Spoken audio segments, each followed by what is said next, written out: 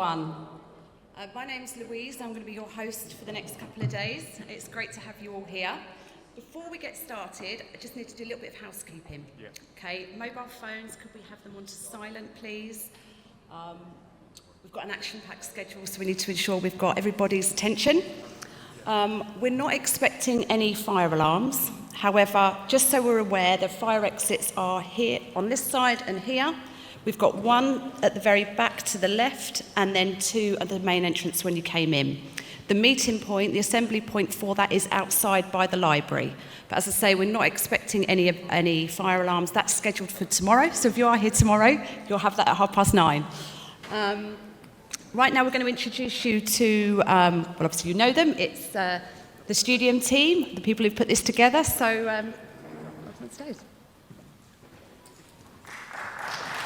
Hello, good morning. So we're going to start with a small video prepared about the topic and about the purpose of this first Businessabc AI Global Summit, and then me and my partners will kick off officially the summit. Thank you all for coming. So I'll pass to the video. Thank you.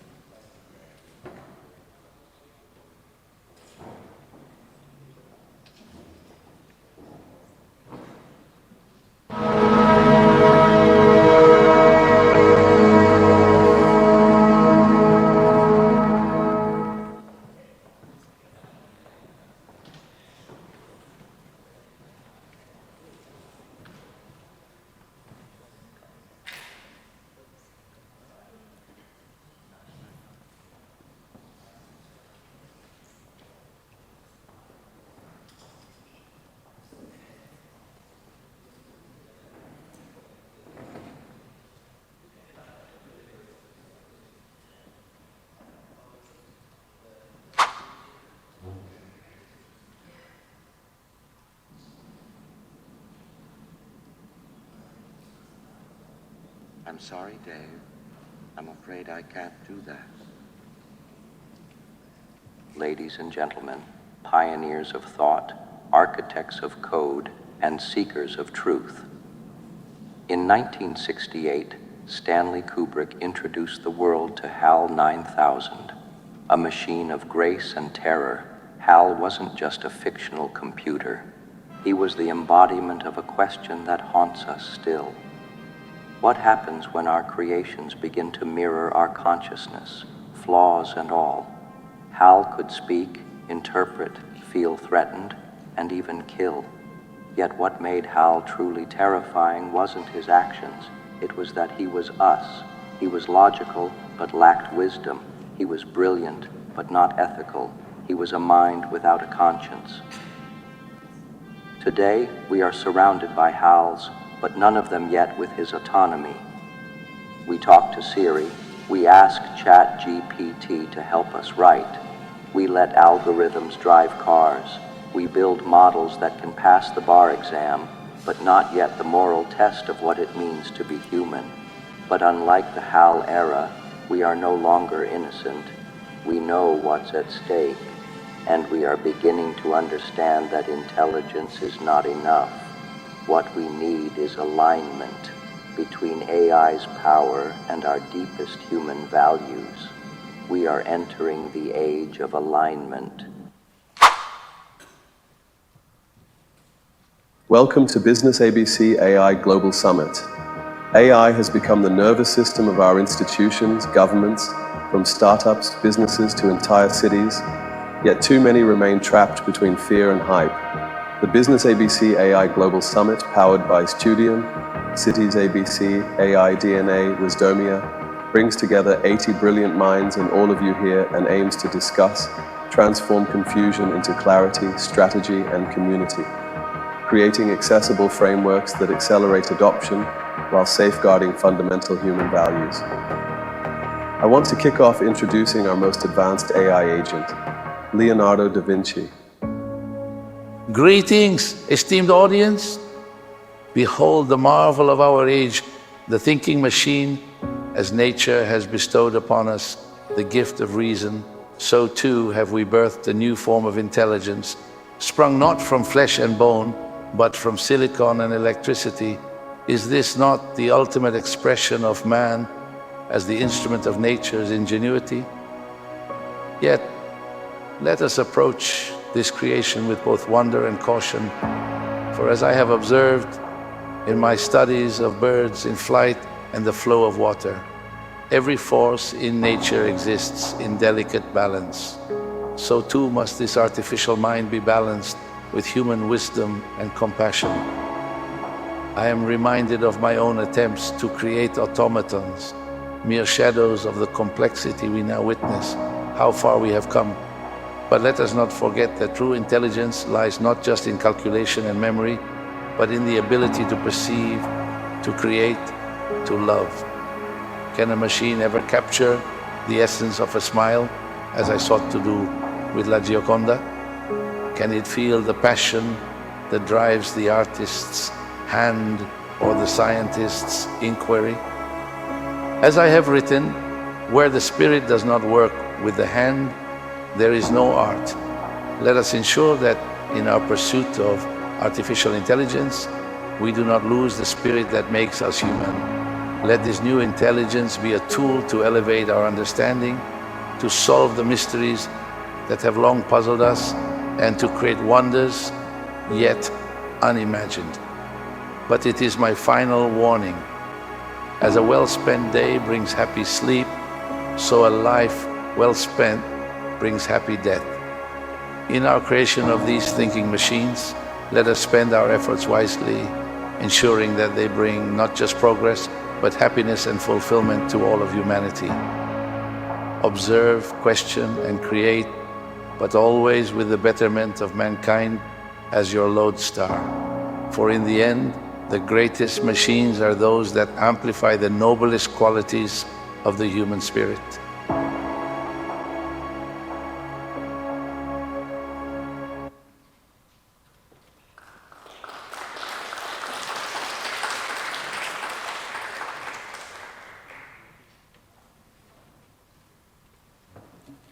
So we are here and we are in a, I would say, edgy, special moment.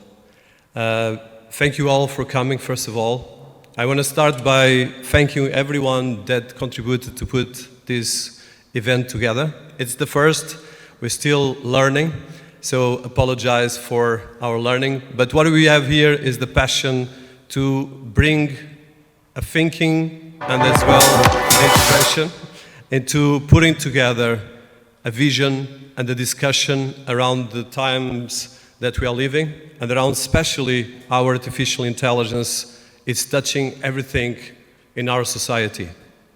Whether it is each of us first, our businesses, our governments, and especially our families and society. It is a wild ride. As we speak, 30 billion AI agents interact with you every day. Most of us probably never thought about it. And this is just the beginning. And some of these AI agents, as we're going to have here during this summit, one of the most advanced humanoid robots, have capacity to use intelligence probably more powerful than all of us combined. But that doesn't make them special. What makes them special is the capacity for us to bind together our emotions, our visions, our businesses, and our dreams. So first of all, I want to welcome to our stage our partners. So Chairman Punglia from the group Punglia, that is a partner of ours and is very special. He came from India special for this event and he's been engaging with us. Everyone, welcome. हम आपका स्वागत करते हैं. आपको बहुत बहुत धन्यवाद. आप हमें सुनने के लिए यहाँ पधारे. Thank you. So he is fluent in Hindi, so he said that way. This is how we run business in India. So, but he welcomes you all here, and he wishes good luck for it. And thank you, everyone. And sorry, I'll introduce Sonesh Sira, my partner, and Dilip Punglia. So we put together this, and they will be just saying a bit of hello to everyone, but this is your event. Let's make it together, and don't underestimate the power of AI for good and for other things. Thank you.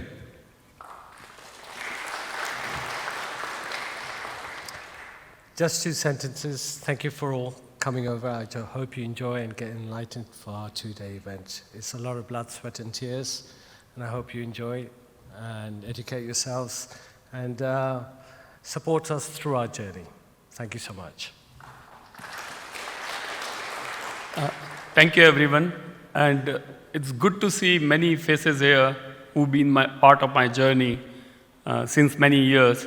And I'm sure we are here to make this whole artificial intelligence more human intelligence, which we had saintly intelligence long ages back. So we are trying here to bring the humanity part of the AI with the trust and ethics. So welcome everyone. We'll definitely have a wonderful sessions with a wonderful lineup of speakers. Thank you, everyone.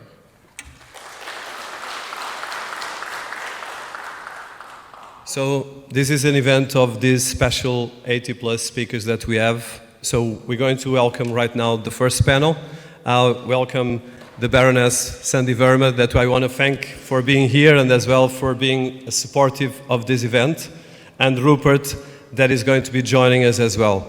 There will be as well other people that I think we can pass to the next slide. We're going to have as well 2 virtual presentations that will go and you take it. So just before we start, we start with a presentation by Professor VIJAY BHATKAR. He is actually the father of supercomputing from India, and he's been a personality in the academic life, research and scientific world. And this is going to be the first time his digital twin, so it's not him, his digital twin is going to be presented, representing his knowledge and his wisdom. So thank you. Good morning, distinguished guests, fellow innovators, and esteemed colleagues. It is a privilege to be here at the Businessabc AI Global Summit. Today, we come together to discuss a technology that is reshaping our world, artificial intelligence, AI. In Indian culture, intelligence is not just viewed as the accumulation of data, but as the harmonization of intellect and spirit. We understand that true intelligence is not just in the machines we create, but in the way we integrate these tools into our society to serve the greater good. This is why AI must evolve alongside our cultural and spiritual wisdom. We are not just creating technologies to enhance productivity, but creating technologies that elevate human dignity, creativity, and self-awareness. AI is not merely a tool, it is a transformative force that holds the potential to redefine industries, societal structures, and even human existence itself. Right now, we are standing at this crossroads in AI's evolution, and it's the time to ask, how is AI shaping our present? And even more importantly, how do we guide it so that it truly serves humanity in the best possible way? Look around and you'll see AI is already making waves in just about every major industry. In healthcare, for instance, AI-driven systems are doing incredible things, improving diagnostics, accelerating medical research, and personalizing care like never before. In education, AI is making learning more accessible and personal, empowering students and teachers alike. And in business, it's transforming how we make decisions, automating those time-consuming tasks, and creating personalized customer experiences through things like chatbots, predictive analytics, and smart marketing. While AI is revolutionizing industries, it is also challenging our understanding of what it means to be human. AI provokes deep philosophical questions. How does AI affect our sense of consciousness and humanity? In what ways can AI enhance or undermine our human experiences? But here's the thing, AI doesn't have to replace human connection. It can actually complement it. Imagine AI systems that encourage us to be more self-aware, help us stay mindful, and even support emotional intelligence. AI can be that kind of partner in our personal journeys, helping us lead healthier, more balanced, and meaningful lives. AI-driven platforms are already improving mental health, offering tailored support for emotional well-being, and assisting with creative endeavors. These systems can enable individuals to focus on what truly matters, human flourishing, by removing obstacles, offering personalized insights, and encouraging growth. By promoting empathy and emotional intelligence, AI can enhance our capacity for meaningful human interactions. The impact is profound, but we must also acknowledge the ethical frontier AI presents. With great power comes great responsibility. For millennia, the Vedic tradition has shaped the Indian approach to knowledge. It teaches that consciousness is the ultimate source of intelligence, where the mind, body, and soul are interconnected. AI, thus, should not simply be a tool for efficiency or profit. It must also align with values that prioritize the well-being of humanity and the preservation of ethical principles. Looking forward, AI will continue to evolve and shape our industries, our societies, and our global challenges. We can envision a future where AI is instrumental in solving some of the world's most pressing problems: climate change, poverty, and education. For example, AI could optimize resource use in agriculture, provide more accurate climate predictions, and ensure equitable access to education through personalized learning at scale. But this transformation requires us to align AI with our human values. As we envision the future of AI, it is crucial that we develop technologies that reflect ethical principles and embrace the spiritual aspects of human life. AI should not replace us, but empower us. It should enhance our capacity for collaboration and growth rather than isolate us. The future of AI lies in its ability to connect technology with human wisdom, ensuring that we create a harmonious future where technology supports the collective good. As we stand on the threshold of an AI-powered era, we must remember AI's dual role. It is both a transformative force shaping our present and a tool that will define our future. However, for AI to truly serve humanity, we must prioritize ethics in its development. We must build AI systems that are fair, transparent, and human-centered, ensuring that they contribute positively to our societies. I urge all of you, leaders, innovators, and thinkers, to actively engage in shaping the future of AI, advocating for responsible practices and ethical guidelines, and fostering a more inclusive, compassionate world. Together, we can unlock the true potential of AI and ensure it serves humanity's highest aspirations. Thank you very much.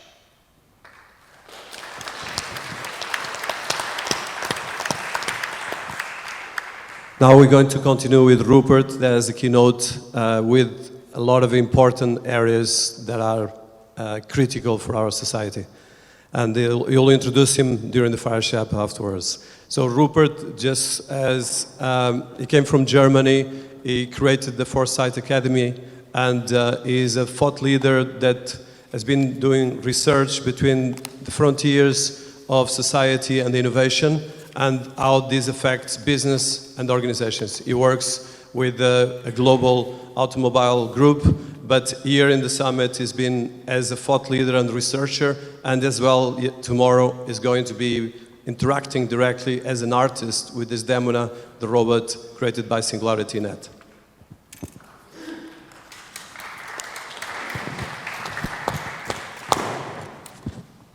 Yeah, so thank you very much. Okay. And let me start with a simple truth. We are living through a moment of polychange, a cascade of transformations, not just in pace, but in power, purpose, and perspective. And one important thing is how we call it.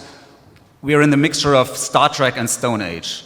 And I assume that here at this conference, we're pretty much on the Star Trek end, but we must have in mind the vast majority is possibly closer to Stone Age was related to this topic, or in the middle. So that is quite impactful, and not many have the access to these tools in the way we do have. So paradigms are colliding, and the world is undergoing a rebalancing. And as with every rebalancing, there are advantages, disadvantages, opportunities, and watch-outs.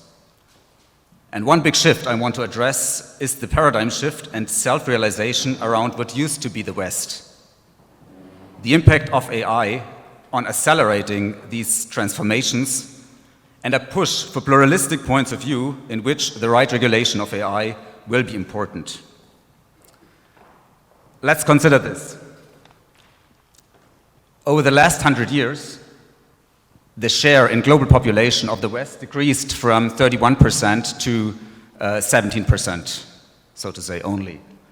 And this, as you see at the bars moving there, will keep changing as Africa is growing so much, so the percentage of the West is still decreasing. And yet, our self-conception as moral and political leader, symbolized by institutions like the G7, had largely remained unchallenged until more recently. Now, with the rise of the Global South and alternative power blocs like BRICS, this assumption is increasingly contested. I'd like to push one thought about our conceptions, because for us it's very natural that the North is on the top of world maps and the South is below, and how East and West are located. That is just a conception. It completely could be done otherwise. And it's not just a thought experiment. This is an official map from the Brazilian government.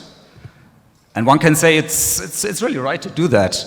I mean, for centuries, we have been used to the world map with Europe right in the middle, and we've done that so long. So now maybe we simply switch that. This is just a thought experiment, but the Brazilian government is taking that for real. And of course, the reactions to this shift are quite different. We see renewed optimism and self-esteem in the non-West, while there is introspection and unease in the West. So like you can see here on this slide, which was put on the cover of Die Zeit, which is one of the major German newspapers a few weeks ago. So the West is waking up from its notion of presumed permanence. But maybe we don't have to see this as a tragedy. We maybe see it more as an invitation to humility, possibly reinvention. We might understand this moment both as sobering and liberating. But so now what? I stand here on behalf of the Foresight Academy. We are a collaborative of major companies doing foresight together.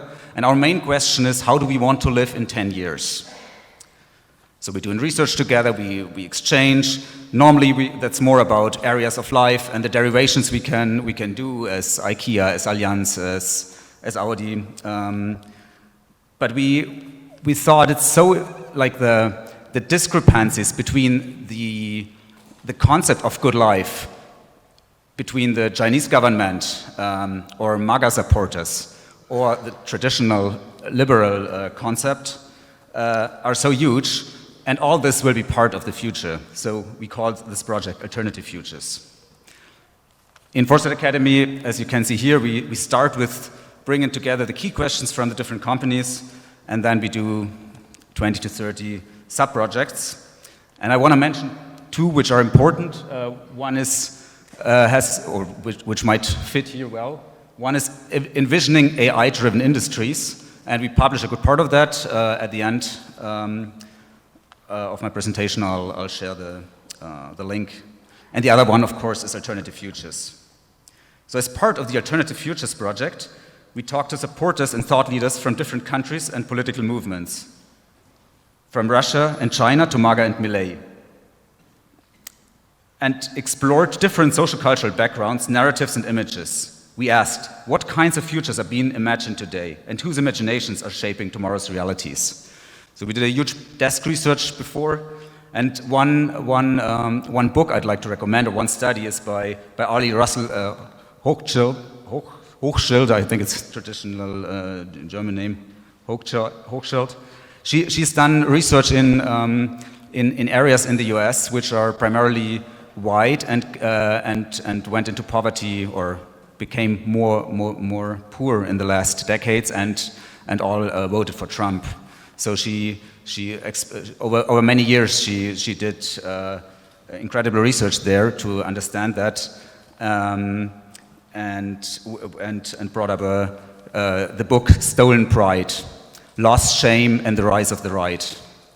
So that is one of the sources I can surely recommend. And let me spring directly to the outcomes of the study. And one major insight: semantics matter more than we think. Words like liberalism, globalization, or climate responsibility are interpreted very differently in Beijing, in Berlin, or in Billings, Montana. A shared vocabulary does not guarantee shared understanding. We need to move beyond translation to semantic sensitivity, the ability to engage with difference at the level of meaning, not just wording. Whether discussing climate change, human rights, or technology, a phrase that seems universal often carries radically different implications. To move forward, we need to decode these differences, not erase them, because only through that effort can we foster real cooperation. One example is the understanding of globalization and that of globalism. In many countries, including China, India, and Saudi Arabia, globalization is viewed positively for its role in accelerating economic development and lifting millions out of poverty. But the term is often confounded with globalism, a perceived ideological project of imposing Western values and governance models under the guise of global standards, which obviously is viewed as less favorably. On climate change, the divide isn't about belief, it's about what to focus on. While Western discourse centers on targets and mitigation, voices in the global South ask, how do we teach everyone to swim before the flood? Likewise in tech, AI is seen as a leap toward leadership in China and India, while Western societies debate privacy and job security. These are not contradictions, they are contextually valid worldviews. A former miner in West Virginia, a tech worker in Bangalore, and a farmer in Malawi, they all face different trade-offs. A global agenda must start with empathy for local realities. And we also did some image research because of the tremendous impact AI has in imagery, and it surely influenced the US election and several other elections. So social media has made us to broadcasters. We all can become influencers, and AI gave us enormous tools. Every citizen can become a broadcaster, but also a myth maker. In our study, AI-generated visuals ranged from apocalyptic to utopian, often used to polarize and provoke. So you can see here the wildfires in Hollywood. I mean, the Hollywood sign never burned, but you can see so many variations. Or here you see a picture of an AI picture related to Hurricane Helene. And the comments are saying, okay, yeah, I don't know, that picture maybe is made by AI. But it is so strong, and I believe this story, that it moves me, and I don't care even more if it's real or not. Then you have the traditional exploration stories, so all that Greenland talk and a little bit also Canada talk.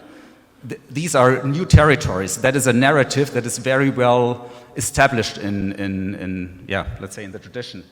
And you combine that with this mixture of science fiction and Gothic imagery, and that uses very well very established consciousness. So we have such a huge tradition in imagery, and AI imagery per se is restorative. So that is an enormous force that is there. Another example, of course, is the topic of treadwives. Yeah, we can find that ridiculous, but it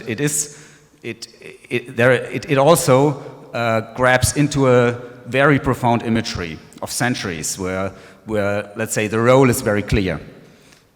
So I think that can, and that was touched in the comments before, AI can really use in another direction. But so far, let's say the right or the authoritarian thinking uses that much better than the traditional democratic one. So in a way, there is a visual battlefield, especially related to social media and the Great Again movements in many countries. This battlefield is real. Real in terms of image war or image fights. We urgently need pluralistic democratic imagery that is empathetic, ironic, and resonant. This is not just about politics, it's about culture, aesthetics, and emotion. We need a pluralistic image world that is playful, layered, and hopeful, one that reflects the real beauty of democratic diversity. Topics might be cohesion or plurality as a strength, because consensus finding and the acceptance that everybody can be like she or he is, or the other forms of gender, and can live their dreams, is something very inclusive, and it, especially in times of crisis and insecurities, that can build trust. There are some fields where we can tap to foster pluralistic democratic imagery, but it's not an easy task. We also had a look at imagery from in other regions. So we see that in China or in Saudi Arabia, it's much related to big projects, to heroism. You don't see the diversity of the population very much. Symmetry is an important element, because symmetry has this effect in images. If you deviate from the symmetry, it disturbs it. So it's all set that it has to be in that direction. Or you have mega projects like in Saudi Arabia, which are fascinating and huge, but they don't tell much about who's going to live there, what will be the realities, what will be the tensions, what will be the struggles. So, but they are impactful. So what should we all do? We should pay even more attention to regional and group-specific needs and nuances. We should be adapting offerings and messaging to each context while using a clear origin statement as a differentiating factor. That is important also for us as companies. Our positions on values such as respect and cultural diversity should be confidently expressed in ways that include rather than exclude. These values may be embraced differently, but they serve as guiding principles that are upheld globally and translated meaningfully into each local content. This is also a chance for further growth for companies to do that right, even if at short term that can lead to some efficiency loss. On the long run, that can be a meaningful advantage. So I'm almost concluding. No, there's one slide missing. But I can tell you, that is a slide with only one word. The word is push for pluralism. So you can imagine that. Let me conclude with this thought. Like in the West, we have gotten a lot wrong in the past. So there is no space for a raised index finger. We had centuries of wars. We had the colonialism phase. We had Nazi Germany as the worst part in history. And still today, we are emitting much too much resources, and that on the cost of many people in countries that really didn't contribute much to climate change. So we should avoid any kind of raised index finger. But on the other hand, some of the horrors of our history have also led us to enlightenment and further key advancements that have been implemented more and more broadly in the 19th and 20th century, and that we believe remain essential to uphold: human rights, democracy, separation of powers, individual freedoms, and protection of minorities, and the welfare state, to name a few. In the context of artificial intelligence, we should preserve freedom of opinion along with protection against misinformation, which the European Union is very intentional about, but it is a large battle. Let me end with this. Democracy, in all its messiness, is the only system built to accommodate contradiction without collapse. No full democracy has ever started a war against another full democracy, which I think in these times is a very powerful observation. The democratic peace theory explains that. Monarchs can sometimes be benevolent, fair, and extremely capable, but history has shown again and again that absolute power, even when starting out good, tends to end in suppression and loss of freedom. So I think we should be more humble about the past, but confident about the future. So this is not the end of a speech, maybe the beginning of a conversation, how AI can contribute to pluralism. A future defined by openness doesn't need consensus in everything. It needs commitment to keep showing up, speaking up, and listening in good faith. So let's all strive to do this. Thank you.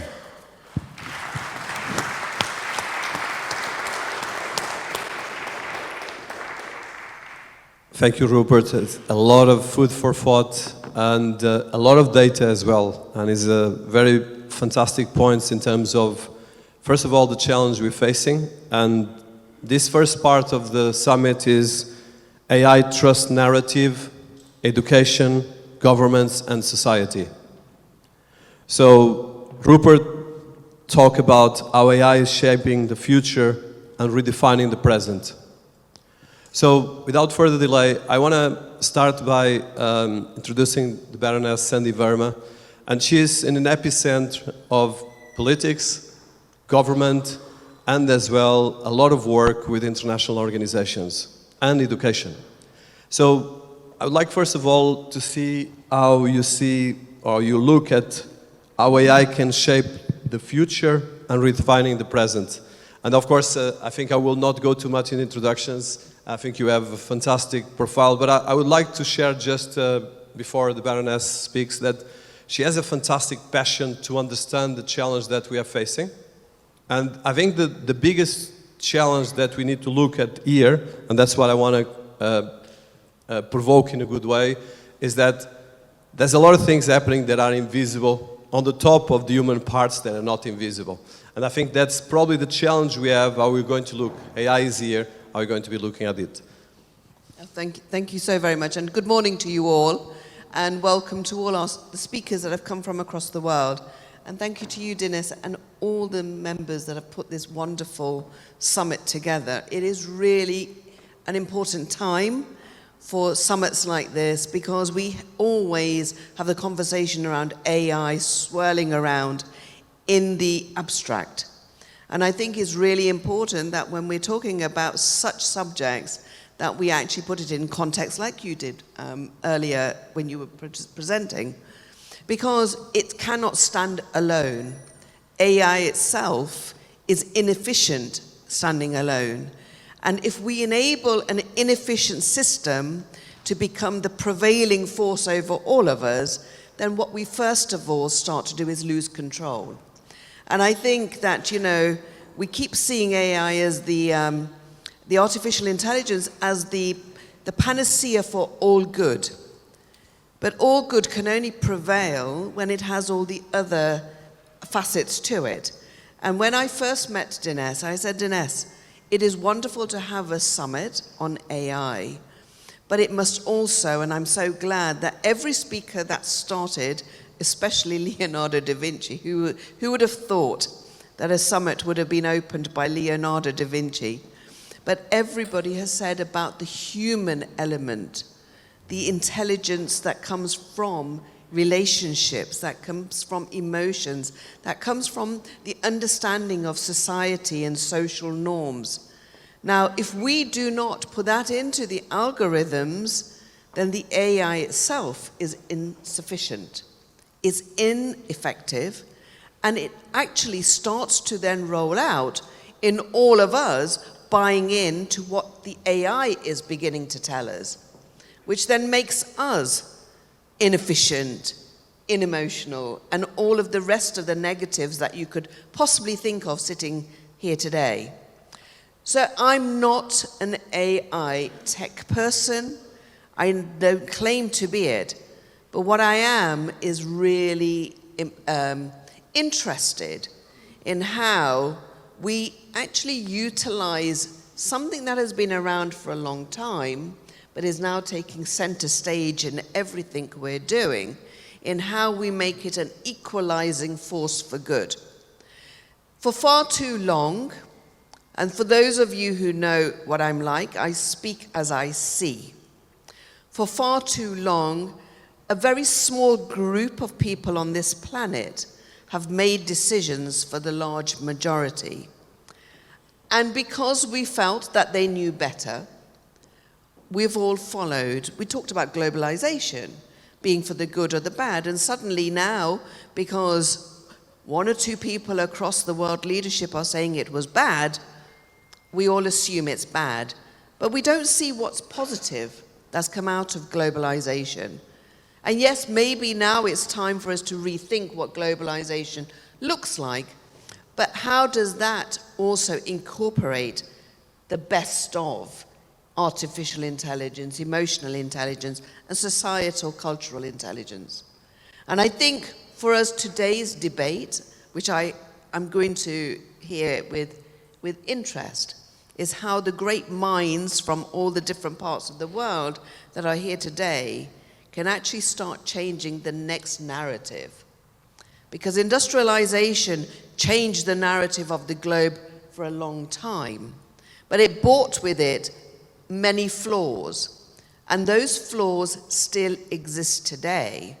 And what you don't want is the next revolution to create a great deal of good, but leave those flaws that have still not been dealt with.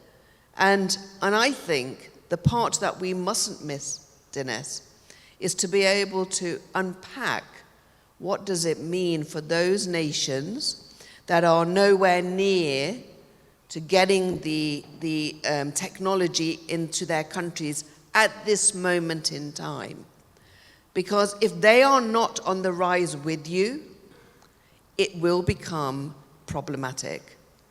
It will become incredibly difficult for wars not to happen. And so I think it's really, really important. And the final thing I'll say about this particular opening that you've given me, if AI was as clever as we think it is, then all the ransom attacks that have been happening on some of our biggest major institutions need to start rethinking how they're utilizing artificial intelligence. Because somewhere, something is going dramatically wrong. Yeah, it's a lot of things there. And I think I still want to pass another question to you, but just some context in what you said. So first of all, AI is created out of our data. We cannot forget that. Every AI model is created out of our data, individual, then a database like a country, it might be the database of health, might be the database of finance. And like you said, most of the ransom attacks is that at the moment the different players creating AI can create it for anything. And of course, as humans, there's competition, there's innovation, and there's as well a lot of risks. So one of the things I want to highlight, and I would like to repeat this because as someone that is making AI, every day I struggle with a couple of ethicals. And coming back to you, Baroness Sandy, is the challenge is that as a citizen at the moment of the UK, but I'm a bit Portuguese, a bit French, I live in Sweden, I'm not a conventional person, probably like what Rupert said. But if I look at a person that is in one mind frame, of course you're going to be in that mind frame. So if you program an AI, especially an AI agent, the AI will get a database what is programmed. From this database, it can be a very basic database, or can it be a big one? For instance, Scale.ai, that was recently acquired, mostly is cleaning databases of governments. So for instance, we are here in the UK, 6th economy in terms of numbers, but in terms of impact probably bigger, and there's a Commonwealth. But the challenge is that if the data is all fragmented, of course it can be hacked. And it will be hacked, not can, it will, okay? So I just want to highlight, so there's around, as we speak, 30 billion AI agents being created. 30 billion. Each of these AI agents is becoming a kind of a personality. So I know a lot of people think about immigration. Each of them is illegal immigration or something like that. Just, I want to highlight that. Each AI agent is building a personality and will become an alien immigrant to whatever country is based or was based initially. I want to highlight these topics, but as well, it comes then, you've been a minister, you are Chancellor of a university, and you are as well working in the House of Lords, a lot of policies. So the challenge here is, can we create, first of all, awareness? Because a lot of these things are invisible.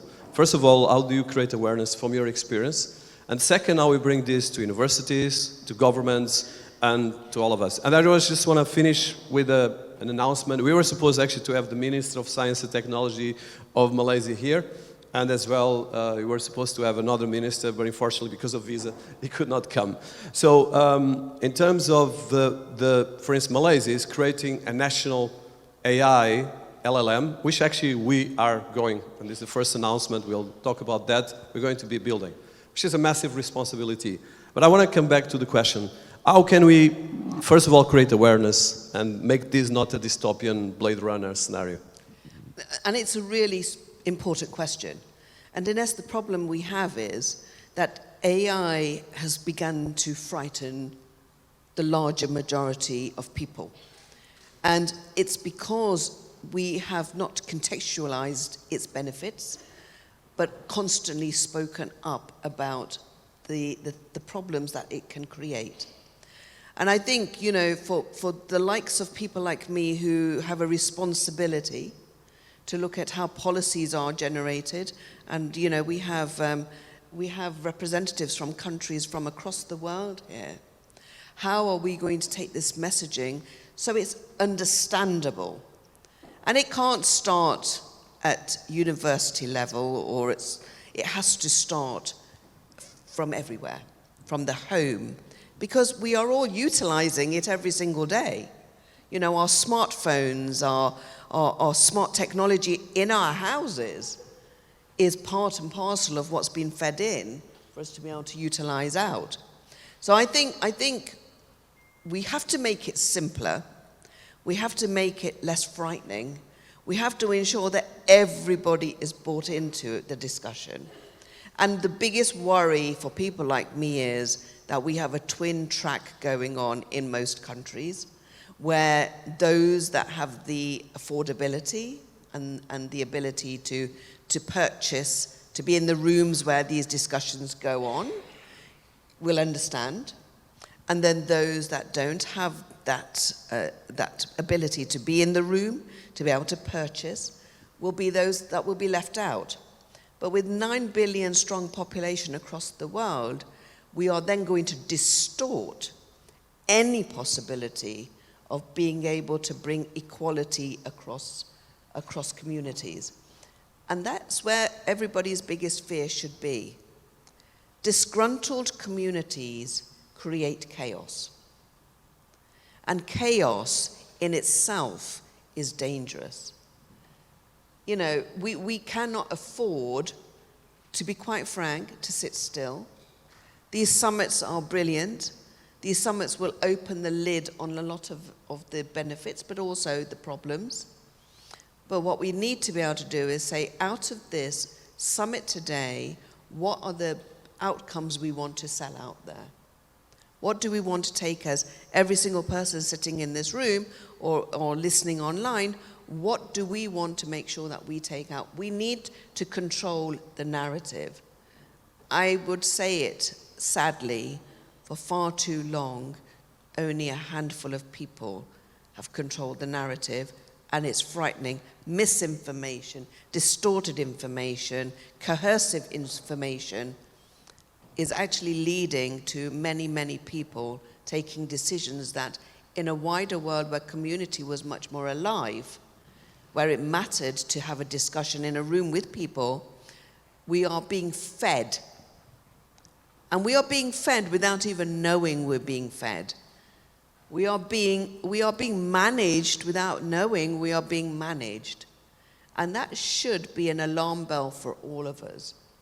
So my job, what I find is I go out there into the wider communities. I look at where disadvantage sits. And I work with the tech companies, and they are all willing. I'm working with tech companies they have a responsibility to make sure that those that are left behind don't stay left behind. And so I think for all of us we have a responsibility, but for creators like yourself, you clever people, the clever people in the room need to also get it, that not everybody is as clever as you. Not everybody is going to get it like you do, but the majority of the population of the world is not you. The majority of the population of the world is people like me, who need the information to be able to disseminate it in a way that is understood.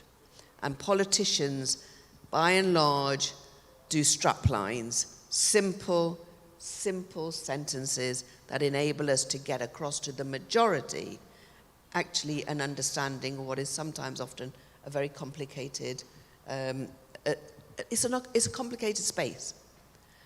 But for us to be able to be effective, we need to make sure everybody understands and gets it. Thank you, and this is a key element. So narrative, simplicity, I suffer from that. I've been told that I complicate. And Rupert, you are working with some of the biggest brands in the planet. Foresight is a think tank, and you can talk a bit about that. And you are looking normally for the next 10 years, so you're not as well. And as well, of course, the Baroness is not as simple like most of the world. We have a big challenge of AI divide, digital divide, okay? I think for me, that's the biggest risk. But well, coming to you, Rupert, so working with, I'm not going to disclose all the brands, but some of the probably 50 brands or 20. How do you see these big corporations, most of them sometimes hundreds of thousands of employees, and at the same time keep this narrative because they're creating products that are used by billions of people, especially the ones that you are engaged every day. And as well as a thought leader and a creator, how do you make this bridge? Because I know that you do as well a lot of work of going to society and doing a lot of social impact good work. Well, it would be great if we had one of the big tech companies also participating, because then I got that closer. I wish it was different, but there is the general assumption that the US is leading and China and Europe is lagging behind. So I just read in the newspaper that there was a big cooperation among SAP and the Schwarz Group and some of the big tech companies in Germany or beyond Germany, trying to build something together. And cooperation is not easy. And so they ended up with a small solution so far. And that sometimes, I'd wish that would be more powerful. So let's say really the biggest European companies put together in that direction. I think, but if you look at the stock exchange, I mean, it's hard to compete with the values of the big US companies. I mean, there will be talks on regulation, I'm sure. What is frequently discussed is that savviness in good regulation is an advantage. So if the European Union, the British government, if we come up with smart regulation which doesn't put the market or the dynamics of the market too much under pressure that you completely lose, but which are protecting the citizens and really giving access for everybody and not only those with the advantages, that this is also a strategic advantage. In all our studies, that was really impressive that both in California and in China and other countries, we frequently hear that Europe is considered, let's say, as the ideal place to live still. Also falling behind in many aspects, but there is really much quality here. And maybe I'd love to, we could say that Scandinavia is the region in the world which is most modern. And they are doing that. They are really training children in kindergarten to find out, okay, which information is real, which is good for them. So an early training in this direction, I think, is really very helpful. And yeah, that is the direction among many things, we should be going. And we really, of course, we should put some industrial policy into that area. I mean, that is what the US is doing severely, and we're like the German government has been so hesitant in these areas and no debt and so on. So that is, I'd wish that the investment, and there's a huge investment which the new government, even with the majority of the old parliament, by a trick in a way, got liberated, that this was in major parts invested in bits and not only in concrete. So of course we need new infrastructure, and the bridges need to be working, and the railroads. But even more important is to have a good AI infrastructure which is regulated in a way that all the citizens can participate. Dinis, can I just ask? Yes, please. I was going to pass to you. No, I was just going to ask Rupert one thing. Rupert, you know, India is 1.5 billion people. We always talk about the strength of the Americans and the Europeans, but India's 1.5 billion people, a lot of them are very savvy on tech. I often wonder why the narrative is always still sort of north-facing, when a lot of the people that come into the West, into the Americas, tend to come from India. How can we get the conversation to become a bit more circular, a little bit more, yes, the West might be a place where it appears to be much nicer to live, but it depends on how we quote nicer or better. What are the value systems we put to why we want to be there or not somewhere else? It's just interesting. When you said it about Finland, it triggered a thought in my head. Sorry, Dinis. No. This is critical, and effectively, well, if you look at India and all Southeast Asia and the North-related countries, we have 60% or 70% of the world population, and even Africa is the young population. Well, Africa normal population is around 80 to 20 years old, so we're going to have a new world that is not what we have now, definitely. And as well, it's going to be this world, well, it's already this world building AI.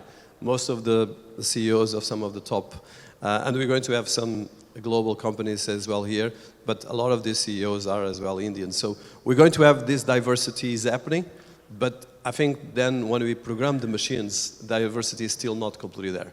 And I think that's going to be another element that we have to wrap up.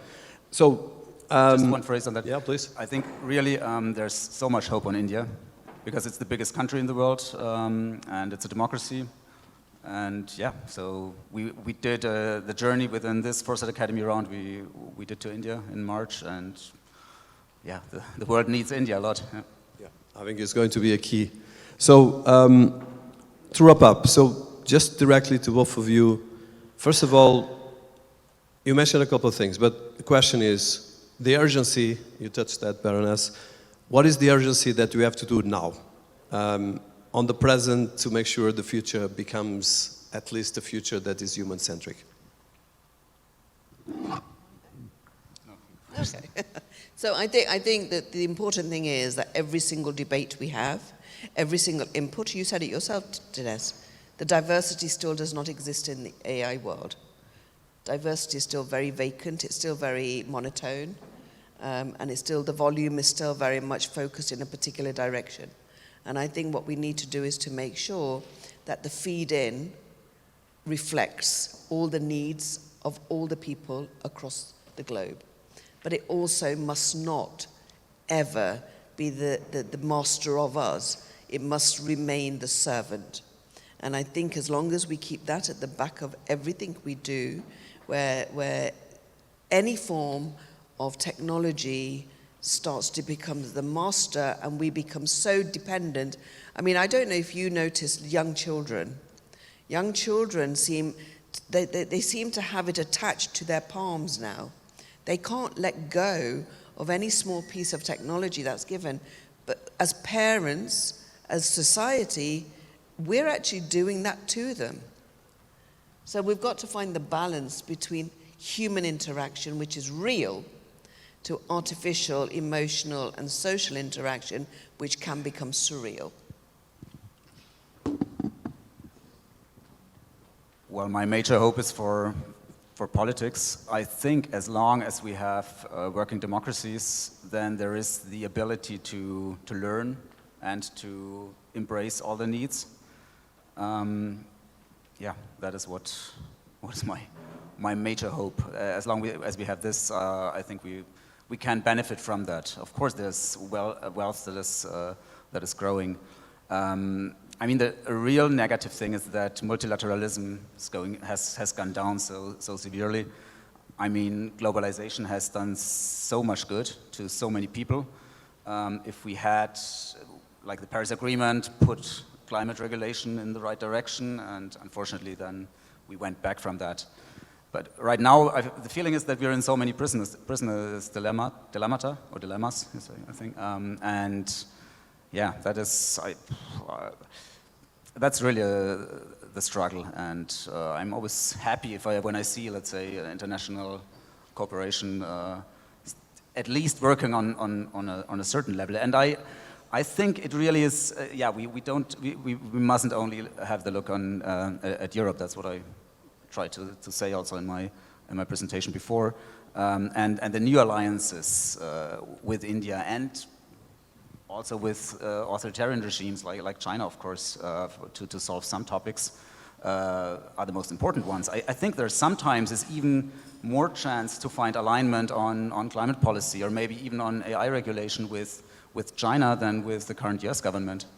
So that, I mean, that is diverse, of course. There is still many people working still in the US, so we shouldn't be reduce complexity too much here. But so it needs versatile setup aiming for multilateralism to get out of these prisoners' dilemmata. Can I just finish on one note? If 2 or 3 people control the airways of social interaction through technology, we're in a very dangerous world. And I think as long as we understand that people are making billions of pounds, if that could be shared across the globe, actually half of the problems would disappear overnight.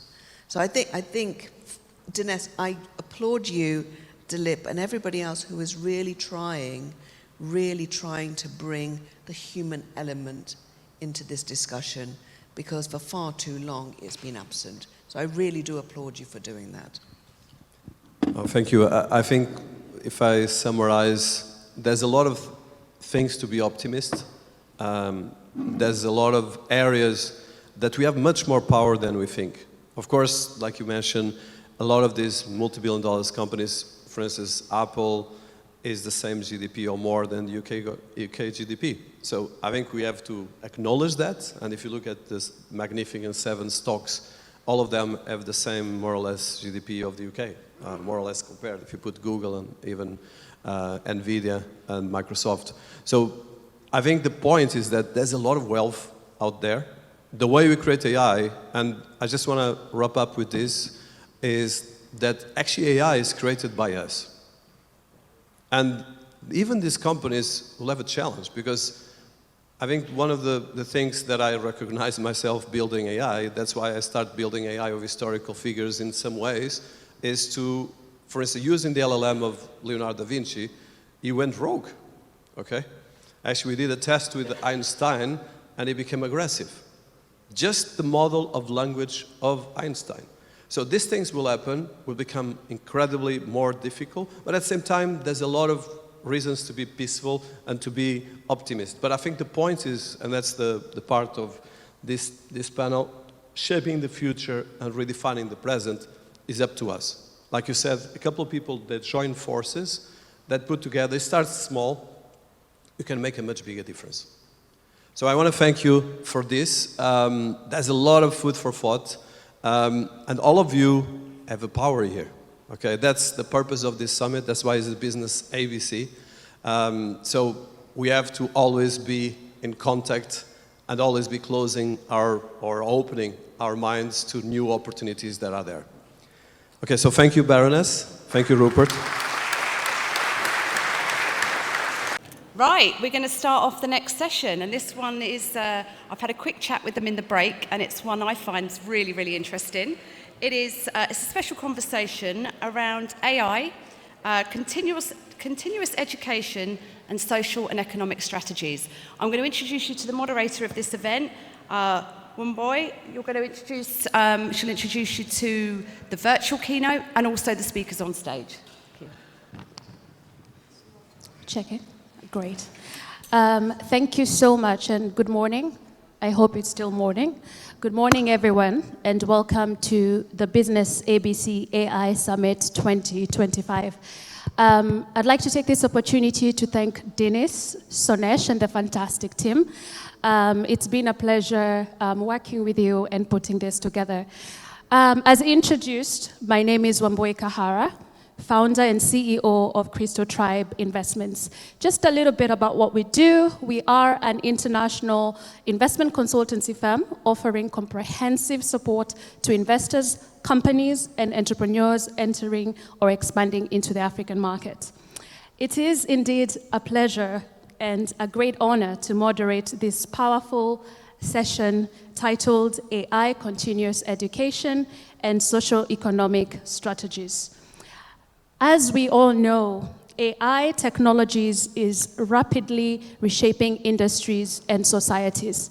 It is critical that we rethink how education systems prepare young people for a changing world. Today's panel brings together leaders from academia, technology, and investment, each of whom bring unique insights into how AI is changing the learning landscape and what this means for youth, educators, and policymakers. So let's dive in. I will introduce our first speaker, keynote speaker, who will give his keynote speech.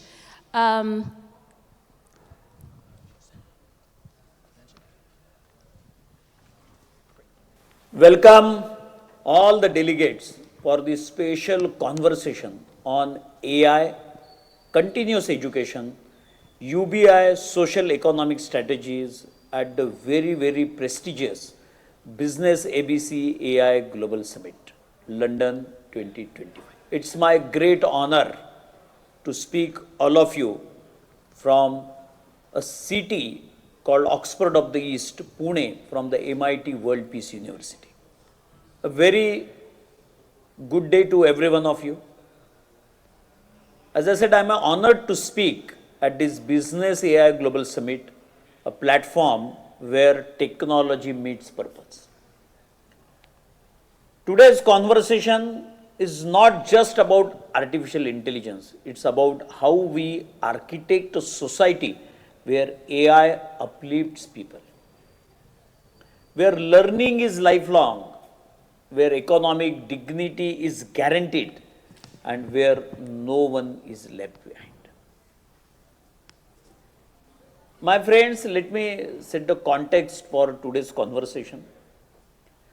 AI is advancing at an unprecedented pace. The IMF estimates that 40% of jobs globally will be impacted by AI in the next 5 years. And in advanced economies, that number could reach up to 60%. But this disruption, my friend, isn't just technical. It is deeply human. It challenges our education systems, labor markets, and economic safety nets all at once. Introducing the interplay model, let us discuss this. To respond meaningfully, we need a systems approach. I call it as the interplay model. A 4-part framework where each pillar supports and strengthens the others. Let us break it down. Let us see. AI, the exponential capability engine. As every one of us, we know AI isn't just automating tasks. It's redefining what's possible. In short, it is diagnosing diseases faster than radiologists, writing code, translating languages, analyzing legal contracts, powering creative tools, urban planning, and personalized healthcare. But remember, here is the paradox. While AI augments capacity, it can outpace human adaptability. Unless we redesign education and employment paradigms to keep up, this brings us to the next pillar. AI enhanced learning interfaces.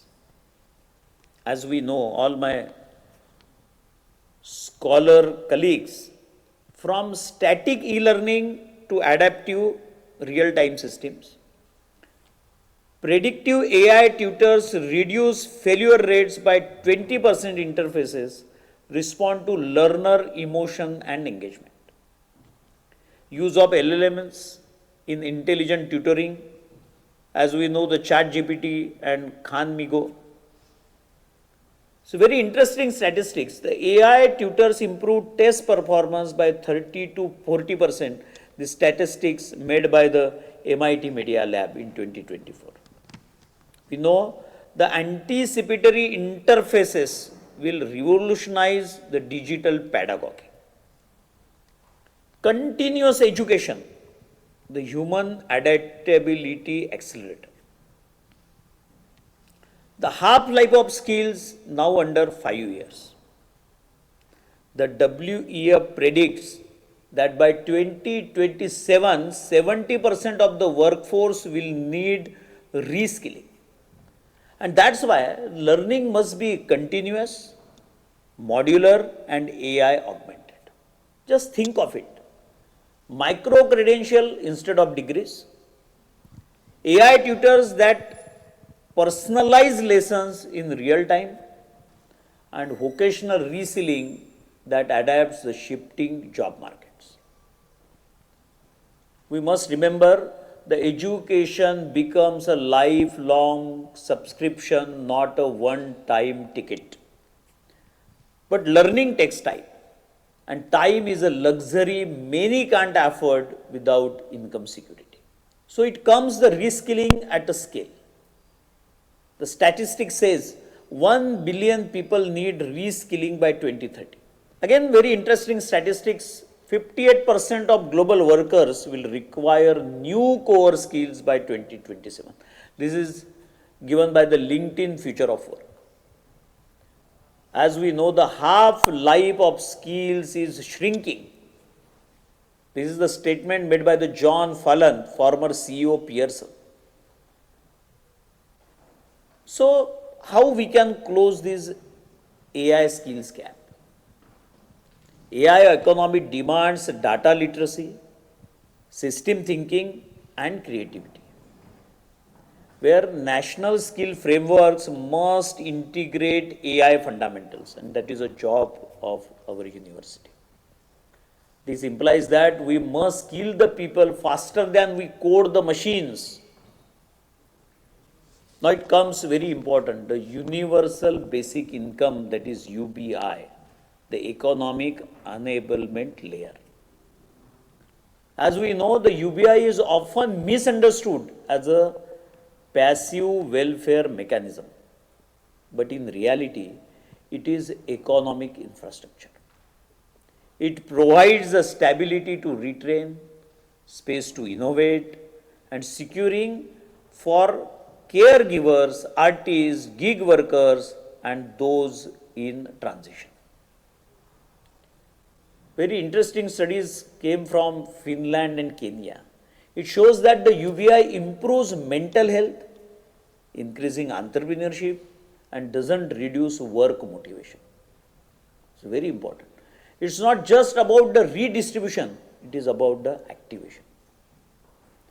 Giving people to base layer to engage meaningfully in a fast-moving digital economy that is a universal basic income. Now, let us discuss about the socio-economic strategy, which is nothing but the equitable operating system. As we know, no single policy can future-proof society. What we need is a new kind of socio-economic strategy, regenerative and not extractive. What it means? It means investing in public digital infrastructure, creating AI government frameworks that ensure transparency and equality, moving beyond GDP to measure well-being, creativity, and environmental health. What we measure shapes what we strive for. And let me tell you, when AI, education, and income security are aligned with human-centered policies, we move from fragile efficiency to resilient prosperity. Very interesting statistics, the 42% of the universities are redesigning degrees for AI integration. And we understood it. Universities must teach students how to learn and not just what to learn. The most important aspect is equity in digital learning ecosystem. One statistics I came across from UNESCO 2024 report, they said 39% of learners in rural areas still lack high-speed internet. My friends, connectivity is a new literacy. Addressing this digital divide via mobile will be the first strategies. And offline sync, multilingual access, the inclusive licensing are critical. This also challenged the AI and mental health in education. While understanding the student experience, hyper-personalized content can overwhelm the learners. Surveillance-based analytics can reduce trust, and emotional AI must be carefully regulated. And we are happy to mention here that the MIT World Peace University is working on this AI and mental health. 52% of the students reported increased anxiety using AI-driven edtech without human intervention. The mind learns best where it feels safest. And this is the strategy we applied for the university students' development in India. In conclusion, what is the call for action? If we build AI for profit alone, we risk widening inequality. But if we build AI within a framework of education, equity, and ethics, we can create a new kind of civilization. One where people are valued not just for their labor, but for their insight, care, creativity, and adaptability. So let us not ask, thank you so much for your patient listening. I would like to thank Honorable Dinis, my good friend Dilip Punglia, for giving me this opportunity to discuss with every one of you. Thank you very Gratitude. much. Thank you very much, Namaskar. Professor Pande. And thank you for your powerful keynote speech. Just a little bit more about him. He is the Pro-Vice Chancellor at MIT World Peace University in India, and it is a pleasure that he could log in to join us this morning.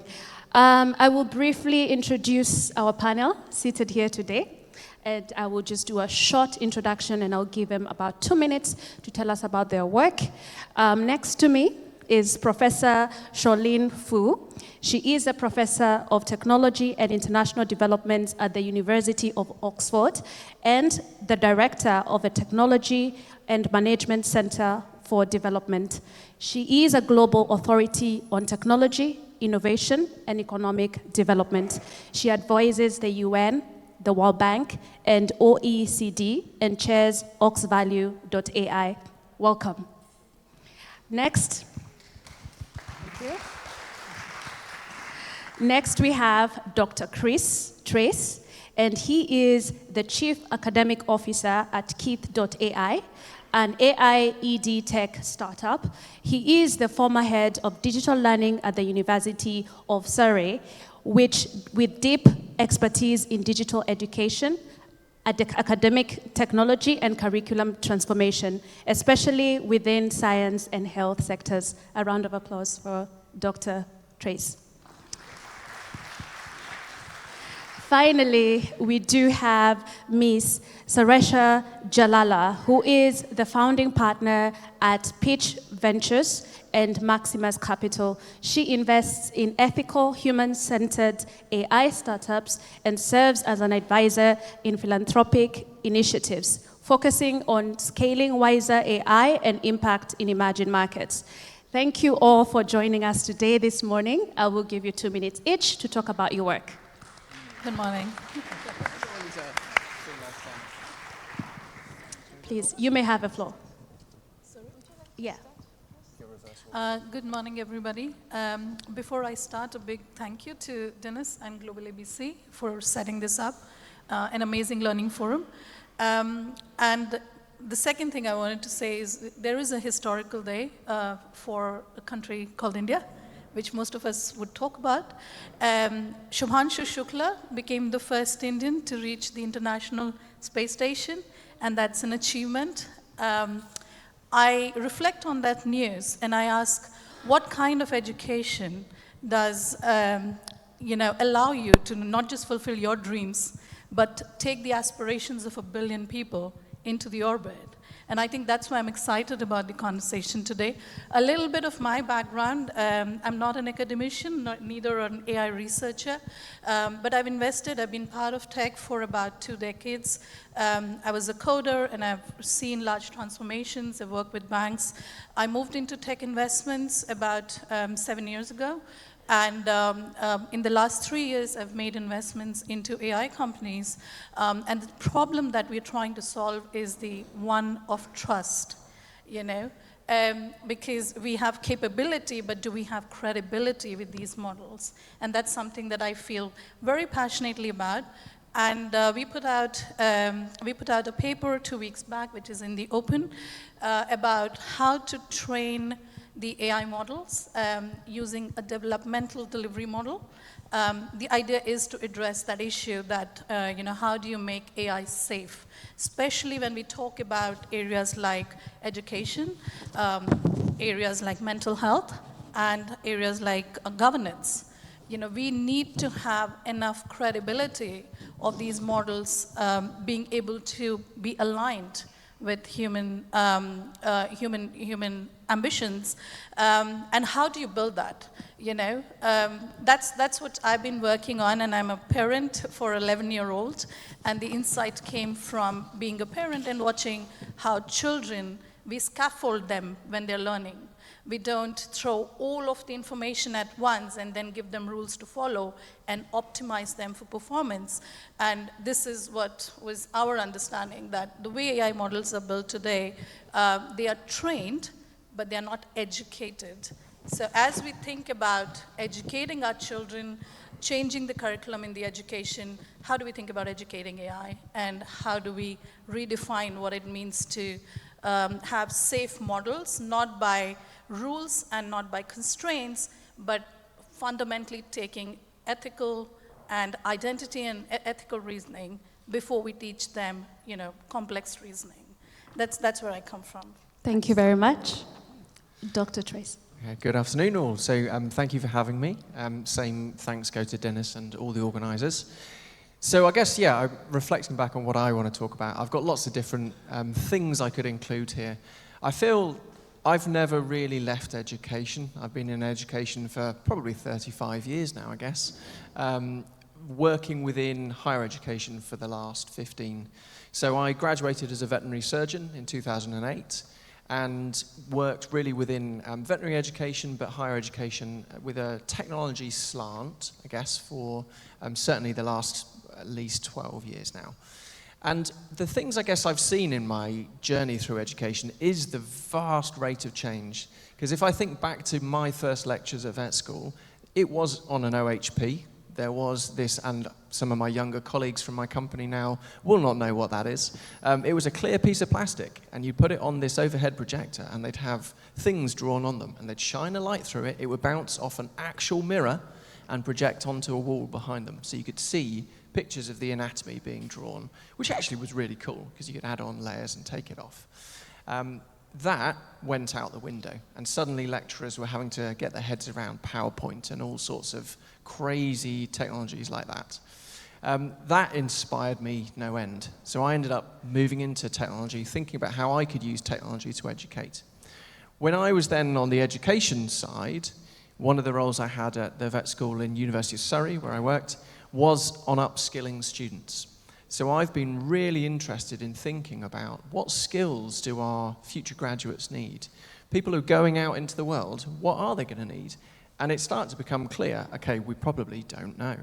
It's definitely they need more digital, because although people are born with a phone in their hand, perhaps, as we might believe, they don't necessarily know how to use that, or to critically engage with that, or to use that in a meaningful way. So I've been very, very interested in really the transformation that I've seen in education. COVID, if anyone remembers that, really did a big job in pushing forward the world's appreciation, I think, of what digital can do for education, but pretty much snapped back to normal after that. I think the AI wave is really going to shake things up even more. And where I guess I see skills and education happening, certainly resonate with a lot of the points from the keynote. There's going to need to be different kinds of skills, different ways we assess, different ways we teach. That's why I've ended up now jumping to the dark side, essentially. Jumped out of academia, so I'm now the Chief Academic Officer for Keith AI, an edtech startup. And I'm really interested in thinking, how can technology start to help solve some of these problems and bridge the gaps instead of causing barriers? Thank you very much. Dr. Fu? Yeah, I echo a lot what the two other fellow panelists have said.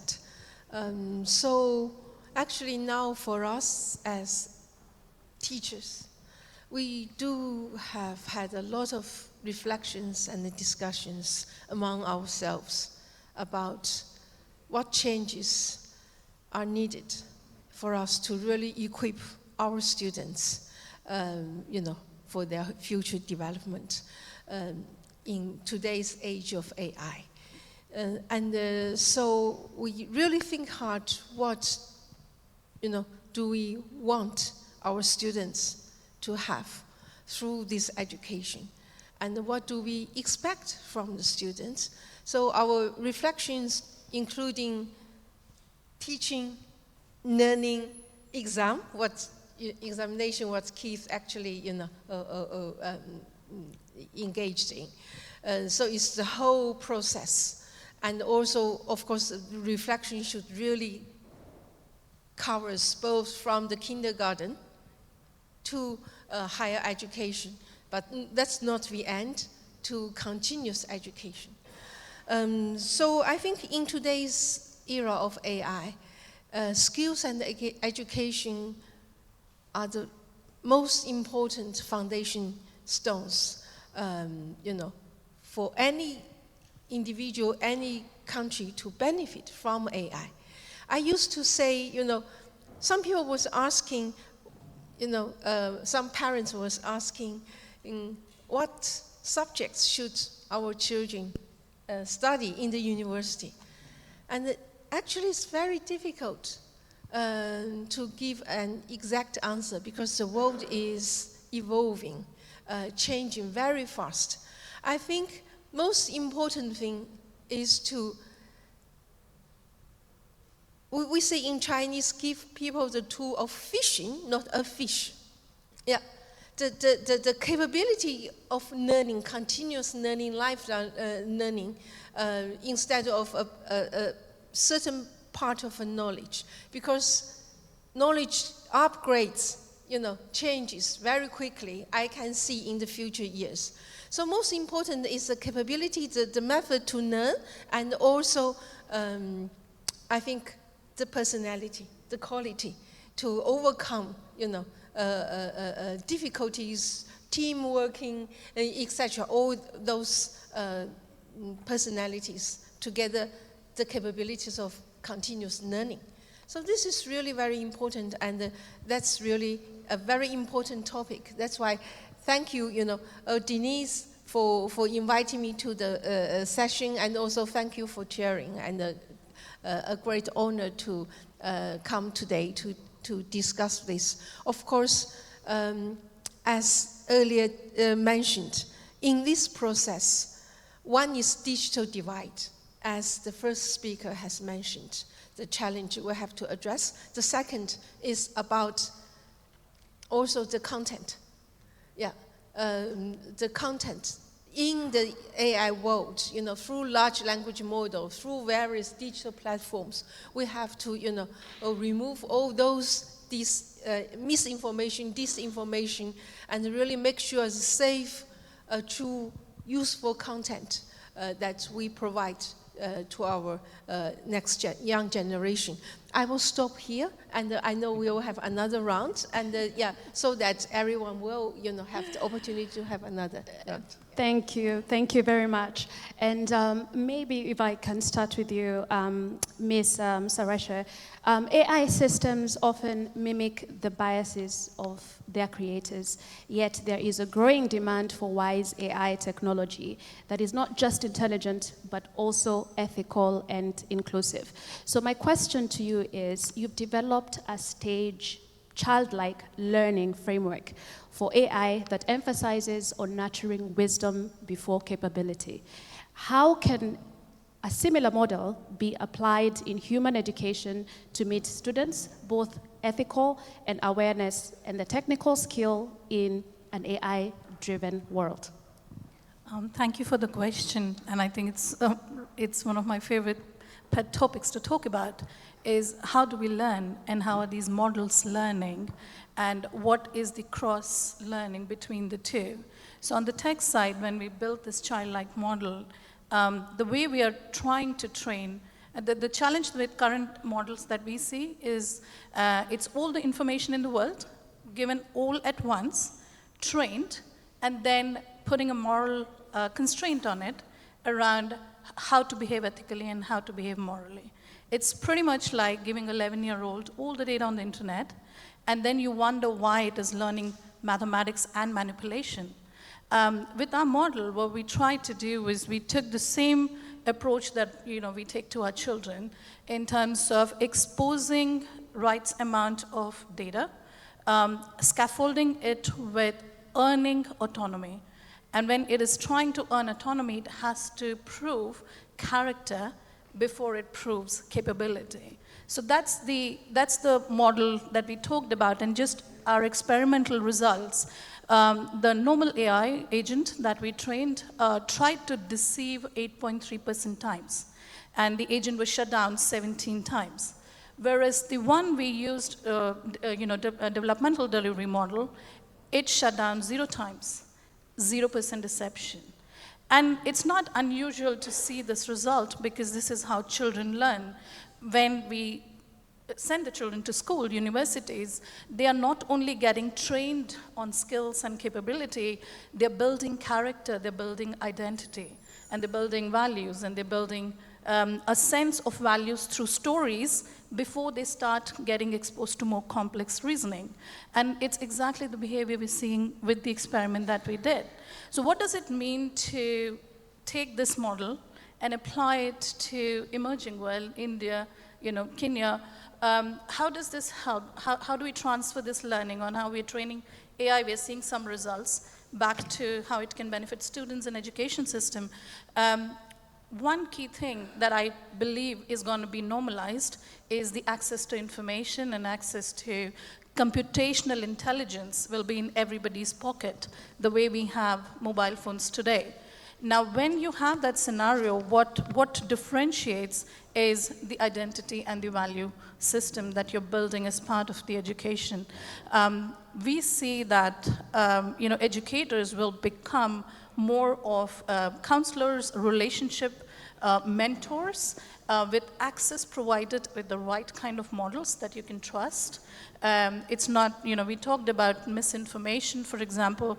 We are using DMM with a journalist team in India and here and in US.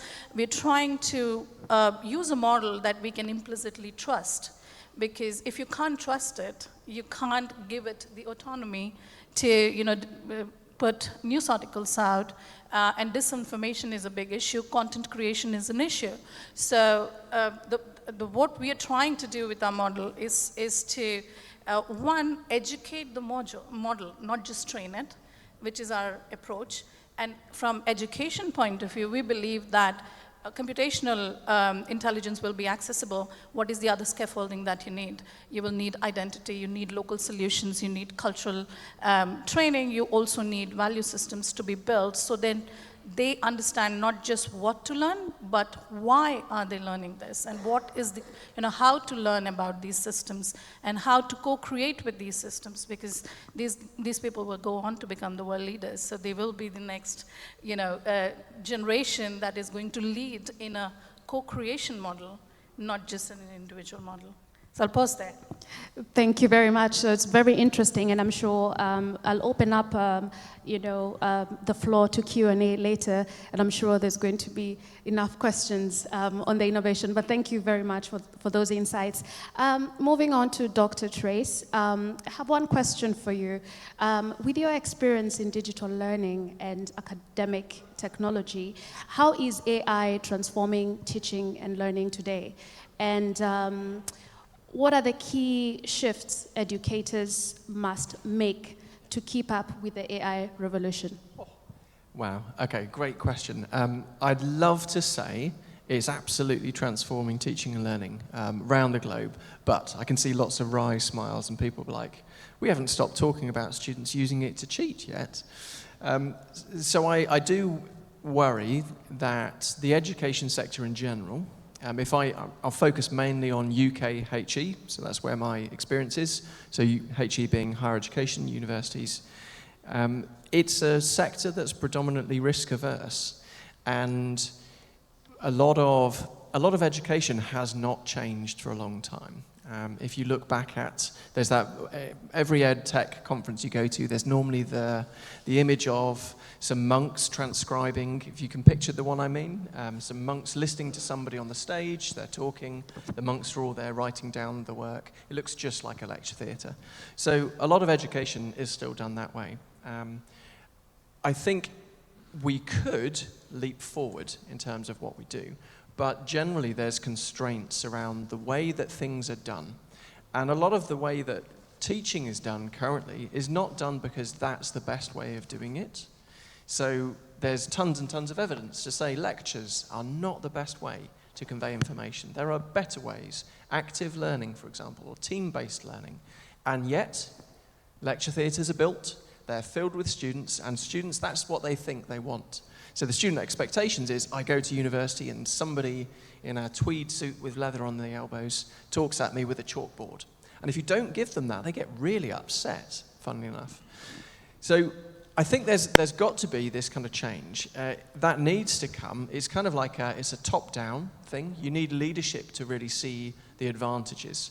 And as I mentioned in my short intro earlier, COVID did a big job in shifting those goalposts and made people think, actually, no, we can't just talk about this now. We really do need to do this. If we can't teach people by bringing them onto campus, how can we? Right, let's all use Zoom, basically, is where we ended up. I think, again, AI, I think, is being the second wave of that. So more through necessity, I'd say universities are being forced to think about how they move forward. And because the focus was very heavily on assessment, still is in many areas, there are glimmers, though, of brilliant work going on. So there's a fantastic group actually based out of Oxford, so the AI EIO, which is a lovely acronym, Artificial Intelligence in Education, Oxford University group. That has brought together collaborators from literally all over the world to start sharing examples of how you can go beyond thinking about AI being used as a way for students to write their essays.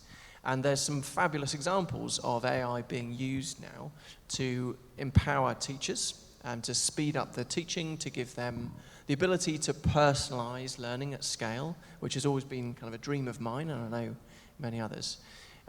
Certainly, you know, the work I'm involved in, there's a lot of work we're doing around assessments to try to improve the efficiency of assessment, but also change the kind of way that assessment's happening.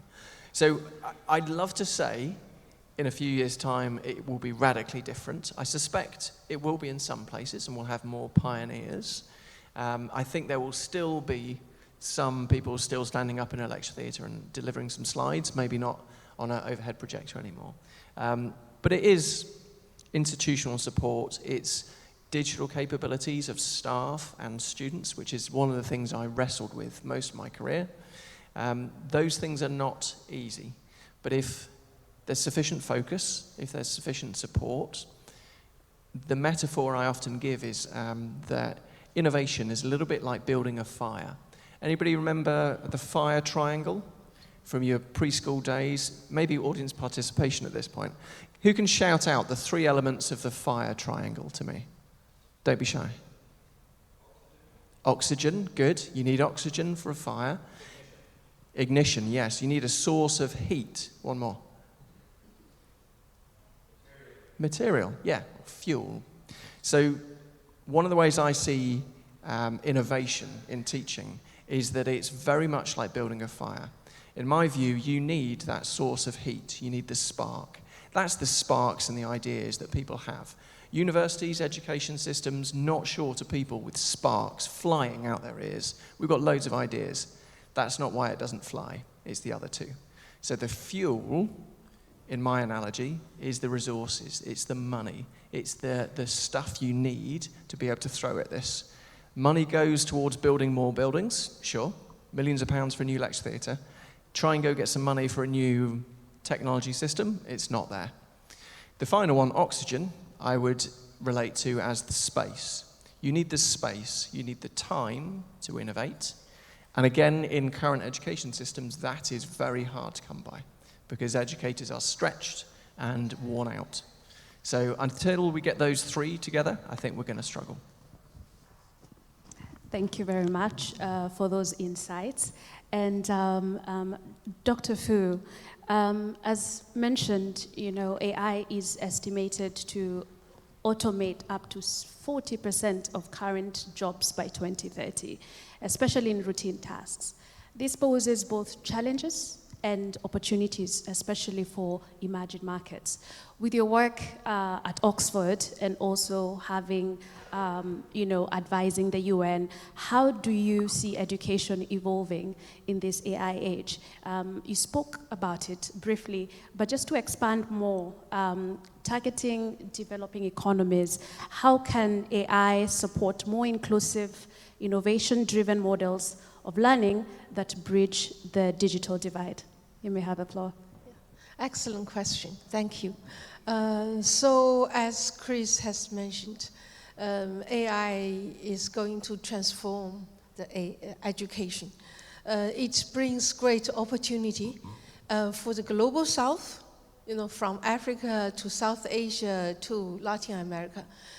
So I can see AI, if used well, it could be an equalizer, provide access to children, you know, in the remote area, in the developing countries, to access world-class education, and also to have bespoke, you know, designed education for them.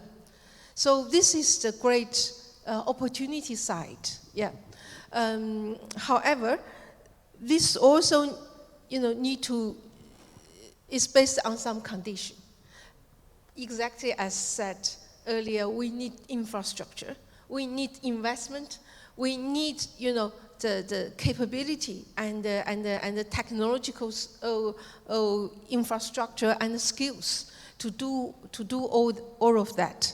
So education, so AI is transforming, as you said, First is in the education sector in the Global South. I think Global South now is actively embracing this fourth industrial revolution, embracing the AI revolution. In Nairobi, in Ghana, in Nigeria, or in India, or in Pakistan, Bangladesh, China, we can see all the developing countries are actively embracing AI revolution, including, localized large language model, which is at the frontier and which is very computer kind of infrastructure intensive. So this is all the good side. And the pandemic also pushed digital learning, online education, all throughout the African continent too. So this all the good side that we can see the momentum is building. But to overcome all of this, on the hardware side, we need to leapfrog the infrastructure gap. So we need to help the developing countries really build up the infrastructure. Not only, firstly, is the basic access to 5G, 4G, electricity, and further is to wider broadband, and also, the facilities for large data storage, analysis, and the usage. That's number one. So hardware investment, infrastructure.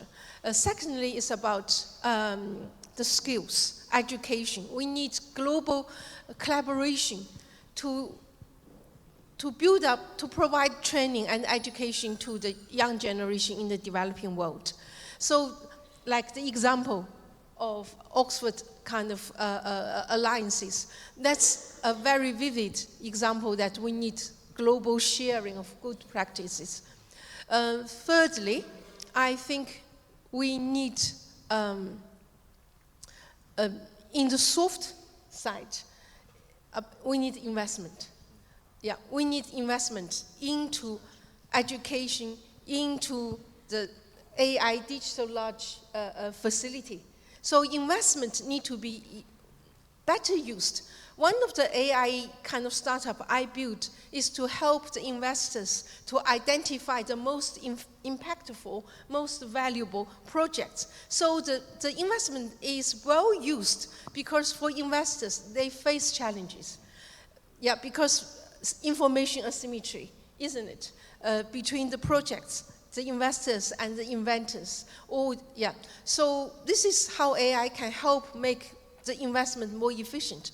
Finally, also on the soft side is about the content in the in the digital world. In addition to misinformation, disinformation, we need to remove all those. That we need to localize the knowledge. We need to incorporate the indigenous knowledge, local knowledge, into this large language model, which is mostly trained using English materials. So that kind of localization of knowledge is also very much needed. So these are the four areas I would propose, to make sure that AI and education can benefit our young generation in the developing world, in the Global South. Thank you. Thank you very much. A round of applause for the panel.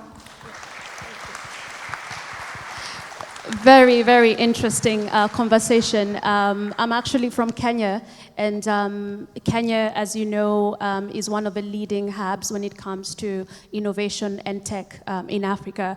And we're also one of the highest internet users and a very young population, about 70% being under the age of 30. So Africa is evolving, and AI, this is a time for the AI age. So thank you for that amazing presentation to the panel. I'll open it up to the audience for a Q&A session. We wanted to make it as interactive as possible. So I will take 3 questions and then give a floor to the panelists.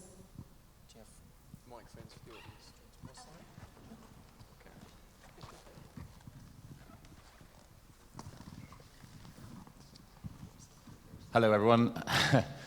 Wow, such an interesting morning already, and I think you could talk about education and AI for another week, and we still wouldn't cover everything, and my head was going in a real spin listening to everything. I think it's so important, especially for children in education, because we as the grown-ups are kind of really in control of that for them. So we have great responsibility to them. I have some concerns, even when the internet came into existence, that there was so much access to information that children previously didn't have. And with young and delicate minds, a lot of that information is too much for them to process. AI is only going to advance the amount of information available to children, and therefore exposing them to things that, in my opinion, they should not be exposed to at a tender young age. And also, switching to a more digital form of education. We saw through the pandemic, children losing that contact, that human contact. There's enough study out there to show that it was detrimental to their well-being, especially their mental health. I could direct this question to probably anybody on the panel. I'm not picking on anyone, but I noted down Sarisha. How do you think that we can shape the curriculum and the syllabus in a way that still gives children the social skills and the practical skills that they will need when they enter the real world, and also protect them from all the dangers that are surrounded by AI and the internet? Thank you for the question. I will take two more, and then I will just open it up. Yeah? Okay. Yeah. Hi. You spoke a lot about educating children in AI.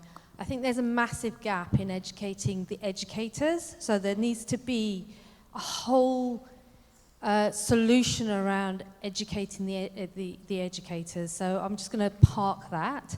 The question I have is, we speak a lot about training AI to better educate, but there's a big, massive gap in that, I feel. And that gap for me is that whole cognition of learning, yeah? Because there's an element of emotional intelligence, and there's an element of actual practical learning through interaction with humans. Do you think we could ever get to a place where we can help develop? Because there's a big gap in, when you look at a machine, I learned how to climb a mountain because I did it. AI is not going to teach me that, because there's different experiences by climbing a mountain. So you get what I'm saying, that cognition, that building of those, the connectivities in the brain without getting too complicated. How is AI going to actually give that real essence of experiential learning, I guess? So I'll park it there. I could continue. Thank you. Thank you. One last question.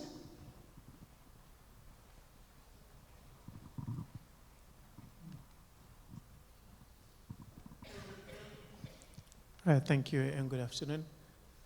Professor Fu, I'm pleased to meet you. I was mentioning to your desk there that I did reference your work in 2016, which looked at the impact of mobile extension delivery, mobile phone extension delivery in India. And that brings me to the question I want to ask. I'm from Ghana, and notwithstanding doing a work on mobile phone extension, access to extension services are still a big challenge in Africa.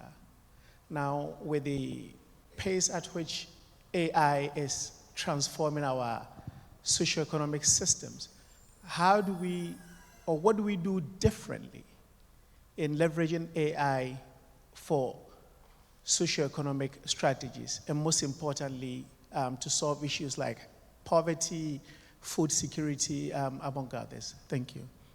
Thank you very much. All very good questions. Sarisha, do you want to start us off? Yeah, remind me the question. I had to write them down. I mean, man, my brain, I dropped them. So I had AI in curriculum. How do you kind of get it in and integrate? And then I had in the middle, AI teach everything. I've got a very short answer for that, but I've got a longer one you'll probably want to hear. And then the final one seemed very much your bailiwick. So socio-economic strategies. Which one? So in terms of AI for curriculum, I believe that The current education model, where kids are in the school for 8 hours, going through every subject, is not personalized enough, where it is age is the factor on what you're learning, not your readiness to learn the subject.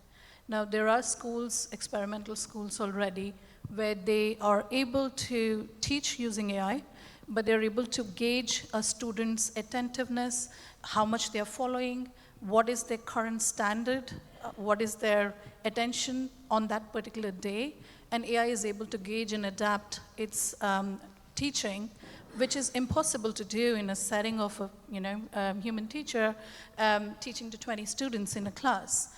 What the experiments show is it has reduced the learning time to 2 hours, giving them 6 hours to go and build whatever they want to build. I think that's one way to integrate AI into the curriculum and also address the issue of, is it going to increase screen time to 8 hours? Probably not, because now AI is able to understand your current status, your baseline, your knowledge.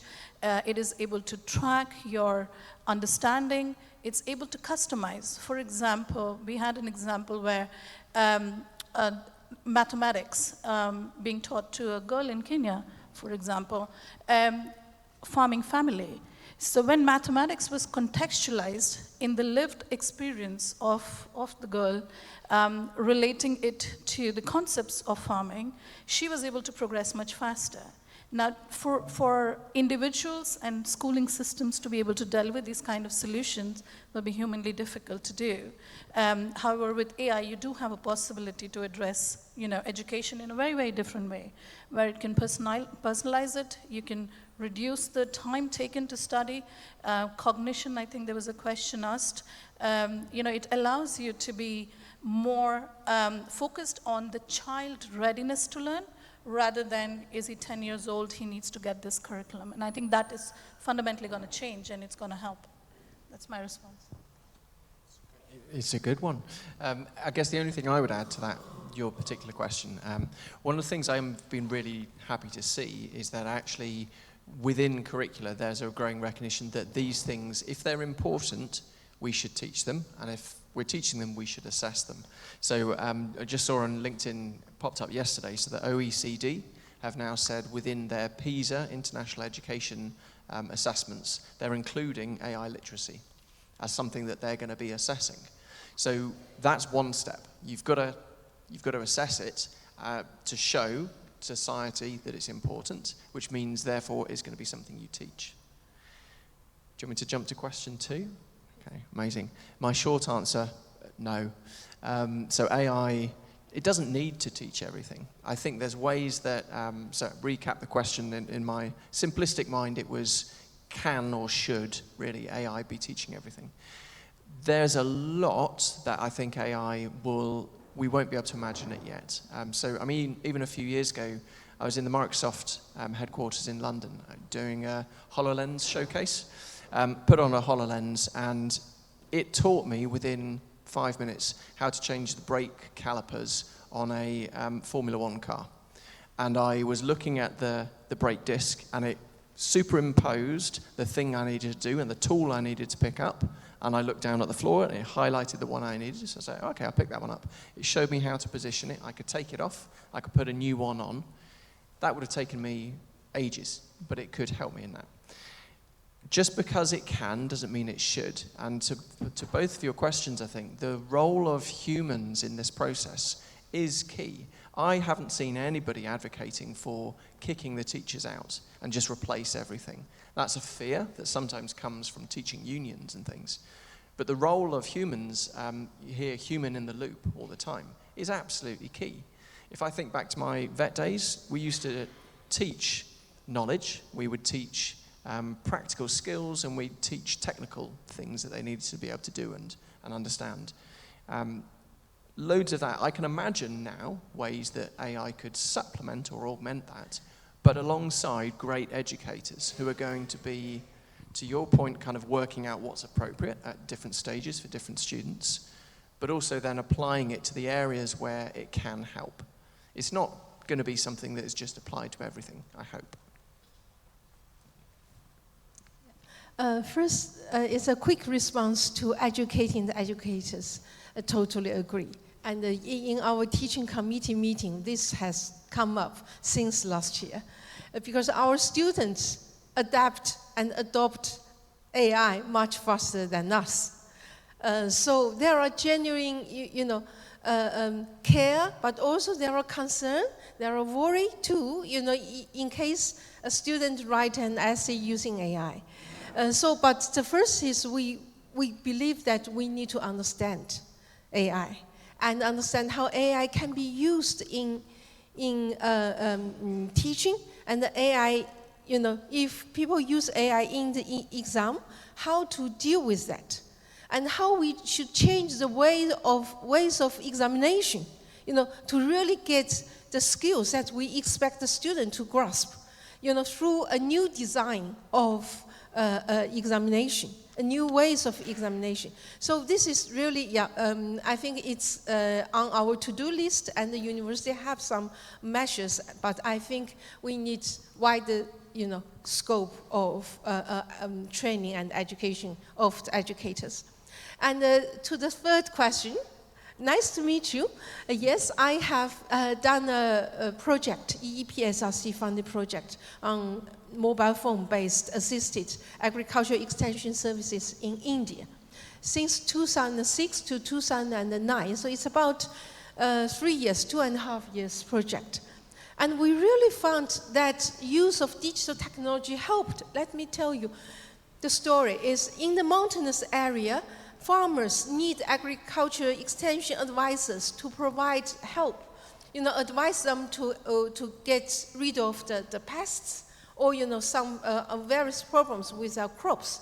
Normally, the advisor rides a motorbike through the mountains, so they can only visit one village per day, but there are more than 50 villages in one district.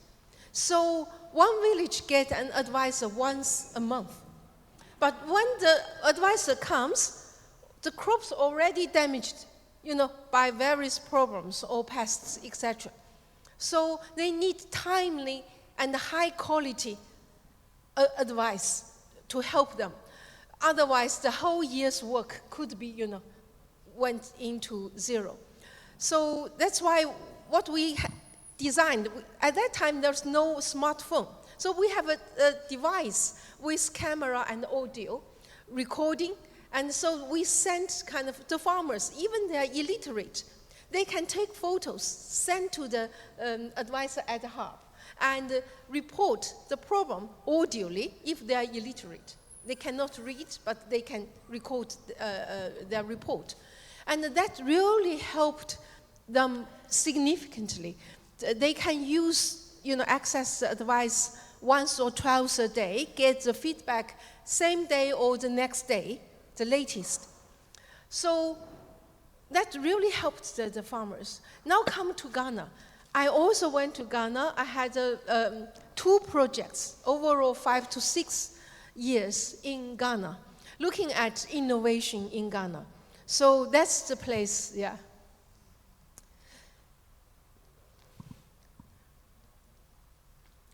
So now looking at agriculture, to help the farmers in Africa, I think now the technology is mature. The problem is access. So the access is we need the diffusion of the technology to Africa to help the farmers there. And with AI, it's could be, even better than my innovation in India 10 years ago or 15 years ago. Because AI can help the farmers even at midnight, even 9 p.m., when the advisor do not work. And also they can recognize, various problems. Human beings, their ability to learn something, there are advantages, but also there are limitations. So AI can be trained to, to recognize various, thousands of pests, etc., and know the solutions, best practices worldwide. So I think the solution is here. The problem is the diffusion. The diffusion we need IP, protection rules to be reformed to facilitate the diffusion. We need investment finance again to support the diffusion. And we also need international collaboration to provide some kind of training to share the tacit knowledge, because patent is not enough. We need tacit knowledge too. Yeah, so I think nowadays it's technically possible. We need the whole globe to work together to help the people in various countries, all the global south, being able to access, to use the knowledge and also make adaptations, and also bring in indigenous knowledge, also incorporate into the AI app, so that the local problems have the local best practice to solve. Thank you. Thank you very much. Thank you very much for the powerful and diverse perspectives and for your bold ideas. As we've heard today, we can all agree that education is a cornerstone of every thriving society. And how we shape it today with AI will determine the future of our communities, economies, and the world. Thank you so much for joining us today. Thank you, everyone. Thank you very much. I think we can all agree that was a very, very powerful discussion. So thank you very much. Wow. Interesting times, right? And it's amazing to be here. Thank you very much, Dinis, for the opportunity. Your Excellency, thank you very much for joining us. And distinguished guest. So, I'm old-fashioned, so this is how it goes. Baroness Uding and Nick Rosa, it's going to be a very interesting panel. We'll make it a very interesting panel. So the session, we welcome everybody to the session of AI and Business Economic Models, Government and Society. So I'm Juan Cabrera, and it's a privilege to moderate this incredible discussion. AI is, as we have heard already in the morning, AI is already transforming industries, policy making, and society. The question isn't if it will change how we work and live. It's how we ensure it does so equitably, ethically, and effectively. So that's the conversation we're going to have today. So to start off, I'd like to introduce Baroness Mansilla Uding. We're honored to have you, Baroness. Baroness has been appointed to the UK House of Lords with a long-standing background in women's rights and social justice. She brings a powerful lens on equity, community policy, and digital access. Over the past 5 years, she has also led work on Metaverse, Web3, cybersecurity, and development of inclusive and safe AI. She currently chairs the all-party parliamentary group on digital identity. That's very interesting. Thank you. And we have Nick Rosa, is the Industry Technology Innovator Director for Europe at Accenture, and the Director of the Accenture Global Generative AI Studio for consumer products. That's amazing, Nick. He is also co-host of the AI Shift podcast, which I'm following you, by the way. So that's going to be very interesting. So I'd like, besides what I said, I'd like, if you can, each of you, elaborate a little bit more of what's, probably something you want to say, introducing yourself, something, yep. Thank you so much, Juan. Thank you, Denise, as well. And distinguished ladies and gentlemen, it's a privilege to be here. as someone who professes constantly not to have any expertise but learning all the time, which is exactly, I think, what AI and the new technology are doing to us. Should I just like stay here for the introduction like that, and then we can talk? Yeah, okay. Anyway, just to say that I've been fascinated by technology my entirety of adult life. I gave birth to a son who's now currently 46 years old. And at the age of 2, he was still not speaking. And I had the audacity, that's what they said, to go into the education institute and said, do you have any technology that can help my son speak? And of course, it was outrageous at that time to suggest that anything like that can be helped and that I should be a better mother and that would help.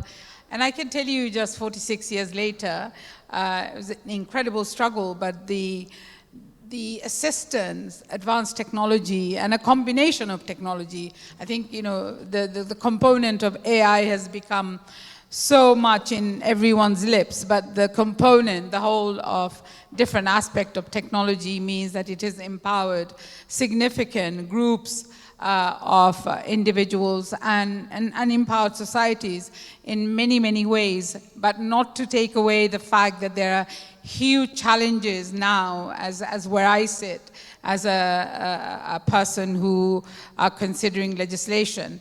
I think that it is, there have been so many good points, and I'm an avid note taker. I was taking notes, and I thought, well, I don't need to say anything at all, but I don't want to let you down. So I just do want to make 2 points about the challenges, I think. I think it's really important for us to note that IMF predicts 60% of jobs will be impacted. And I know Accenture and many other organizations, including Goldman Sachs and PwC and government itself is concerned about the level of impact in our jobs.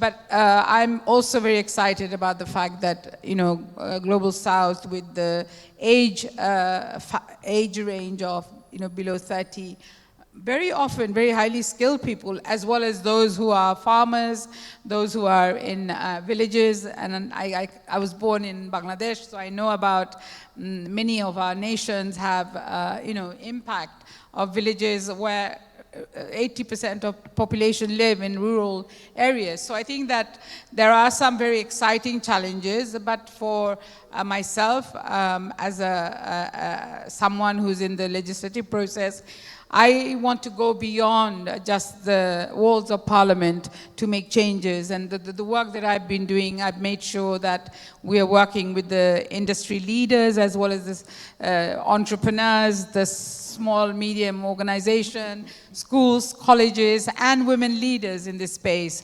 So maybe I can talk about that, or we can find out about that much more later. Thank you. Yeah. Well, thank you, Baroness Udin, and you can count with our full support for anything you need. Okay. Nick, how about you? Yeah, so I'm doing a way less interesting job than the Baroness here. I help clients. Please don't say that on this. Oh my goodness. I mean, we are partners, right? I just help clients to make more money and to help their business. But yeah, I mean, I've been working in the innovation space forever, basically all my career. First in broadcasting and media, working for companies like Virgin Radio, Spotify, worked for Google for a brief time.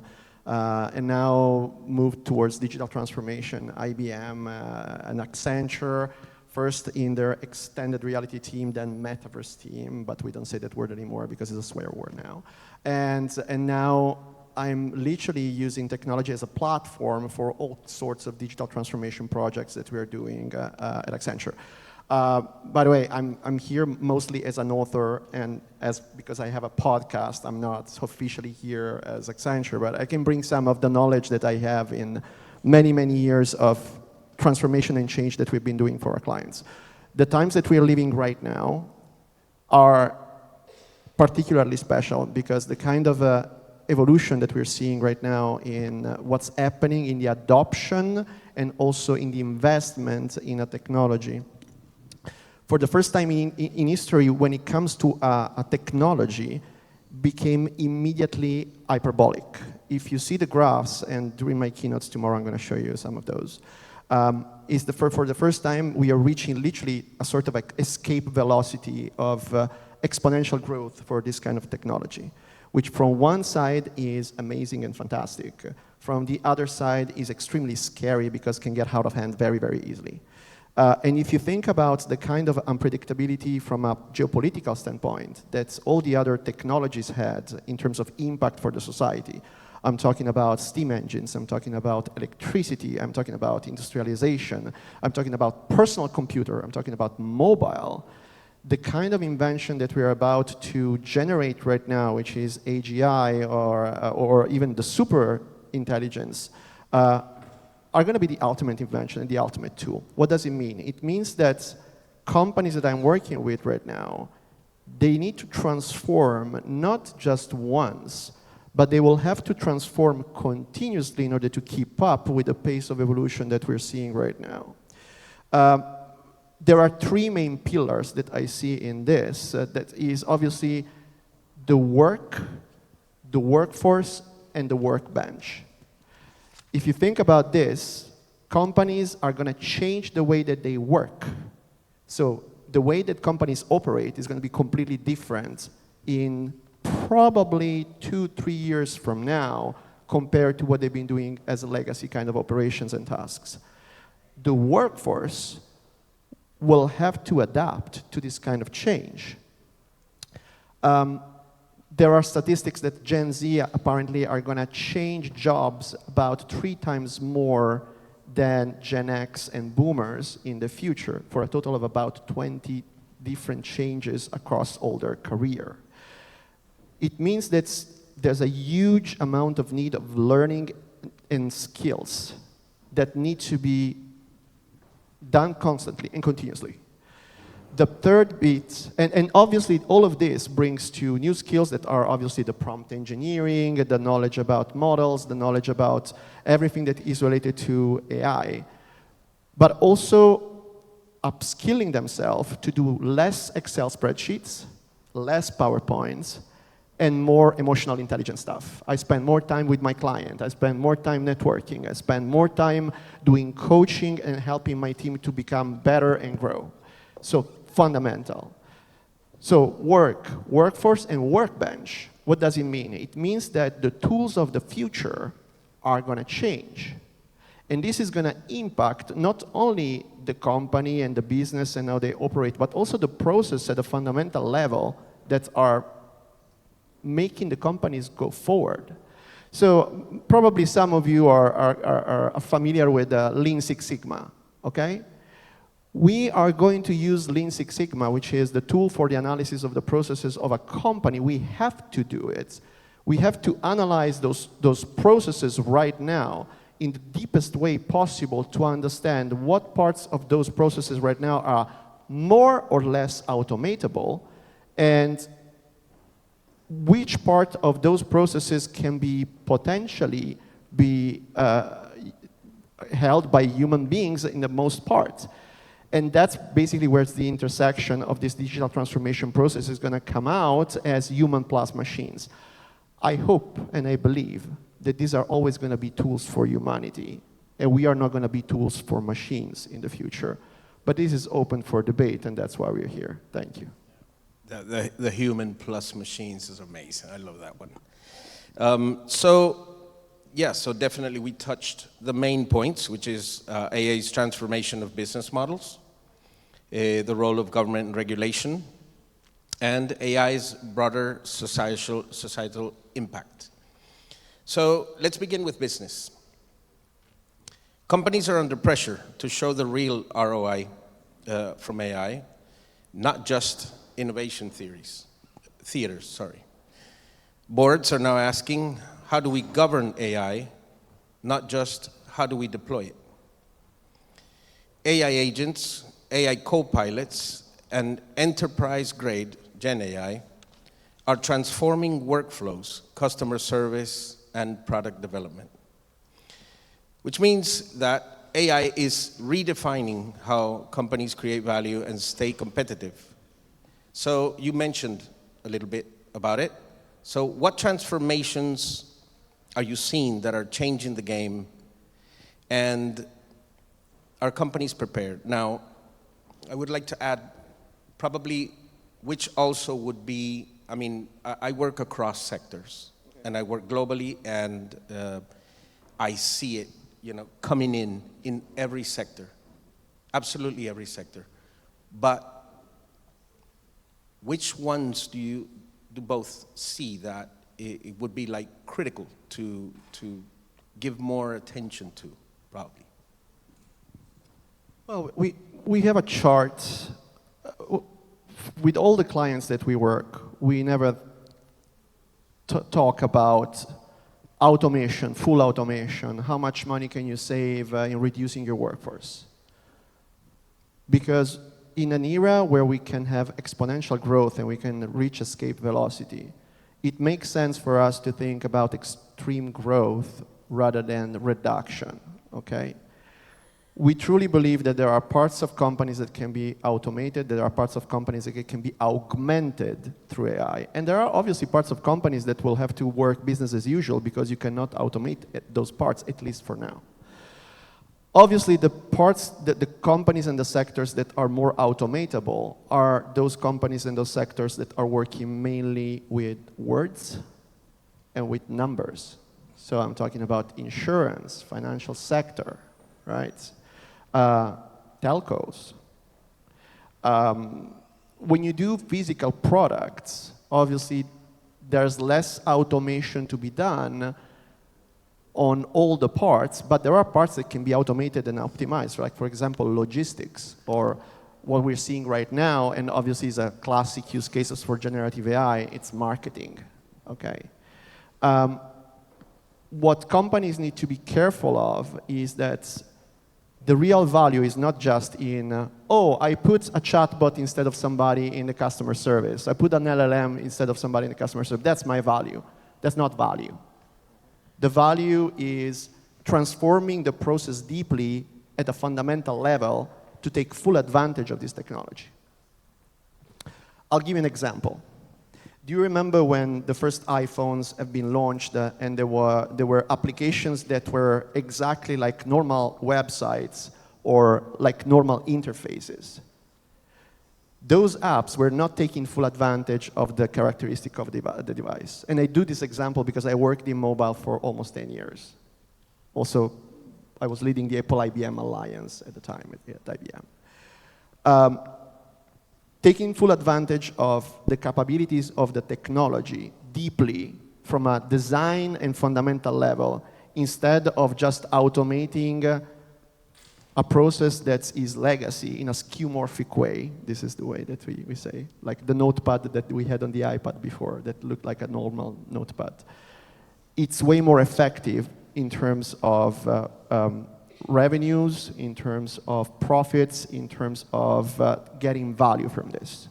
So the transformation of the processes. Second, the data, okay? Understanding first party, third party, and syntactic data that you can infer from what you have and from external sources. How can you maximize the usage of that? Super important. Third, your workforce. You need to transform your workforce because, as I said, it's fundamental that your workforce will be aware of these new tools that need to be used. It's like teaching people in the 80s on how to use personal computer. There's the responsible AI thing, because it's fundamental. You cannot jeopardize your brand. And then at the bottom, there's a pillar of continuous reinvention that is important in a moment of history where the technology is a moving target. And if you do a transformation now with a specific kind of model, and then if you do it your competitor does it in 12 months from now with a model that is exponentially better, you can be outpaced so quickly. I hope this answers your question. I want to, first of all, begin by saying that AI is not new. It's been embedded in particularly public services. I think I would like to highlight particular instances where we've been using a number of the already established tools in the health service, in the criminal justice system, and in education, as has been mentioned earlier today. I think what's really important for public policy is that we don't take, we don't take another 7 years like we did to bring about the legislations on online harms. And I know that having worked with many of the organizations and academic institutions, they always say that, you know, we need light touches in any regulation that Parliament may do. I think we will need to set standards, not just for ourselves, but also for globally, that, you know, so that we are able to function, because AI and all the emerging technologies are borderless. I mean, you are very smooth in the way that you're talking about it, very responsibly, and I'm really assured. But I think many institutions will tell you, especially governing institutions, that we're still working with monopolies and a handful of corporate sectors who have, I suppose, the upper hand over government often. And our institutions are working collectively. We have a very impactful Secretary of State who's very serious about science and technology. And we have very young group of parliamentarians. There's 300 young people who entered our governing system. So I think that there needs to be a significant increase in collaboration. And education is not just for the people in the, university or schools or in the villages, but also in parliamentary governing, higher up in the echelons. I think there is very little understanding of how the new emerging technologies are going to be impactful in every single constituency, in every single aspect of our lives. So I think we need to do a lot more. And to that extent, I think some of the work that has been highlighted earlier by particularly the previous session, I think is absolutely critical that we bring that to governing. And I think, the way you talked about all the component of technology that you are advocating, I instantly felt a sense of trust and confidence, but that is not always the case. I think, presentation maybe is half the battle, but in reality, I think, during the time that we were looking at online safety, we realized how incredibly dangerous some of what's happening in our world is, and it's out there in the ether, the degradation of women and children, and we have not been able to safeguard them sufficiently. So I think that there are lots of work still need to be done at a level where our public policies need attention. I was just going to say that UK Parliament itself is propagating an ethical AI for, so-called societal benefit through a Center for Ethics and Innovation, it's CDEI, which is also proposing that there should be a council, AI council. But I think that these are all different hierarchy of power play. That's how I see it as someone who comes from the grassroots of community activism. There is an utter disconnect between governing institutions, the private sector, and communities. And I think that the numbers speak volume, and I think that what I'm very deeply concerned about, that the disparities are just going to be exponential as a result of our inability to bring in all our citizens. I know that's like, it's okay. That's like saying, no, I don't need it. It's fine, thank you. It's like saying that, we have to share all the resources with equally for everyone.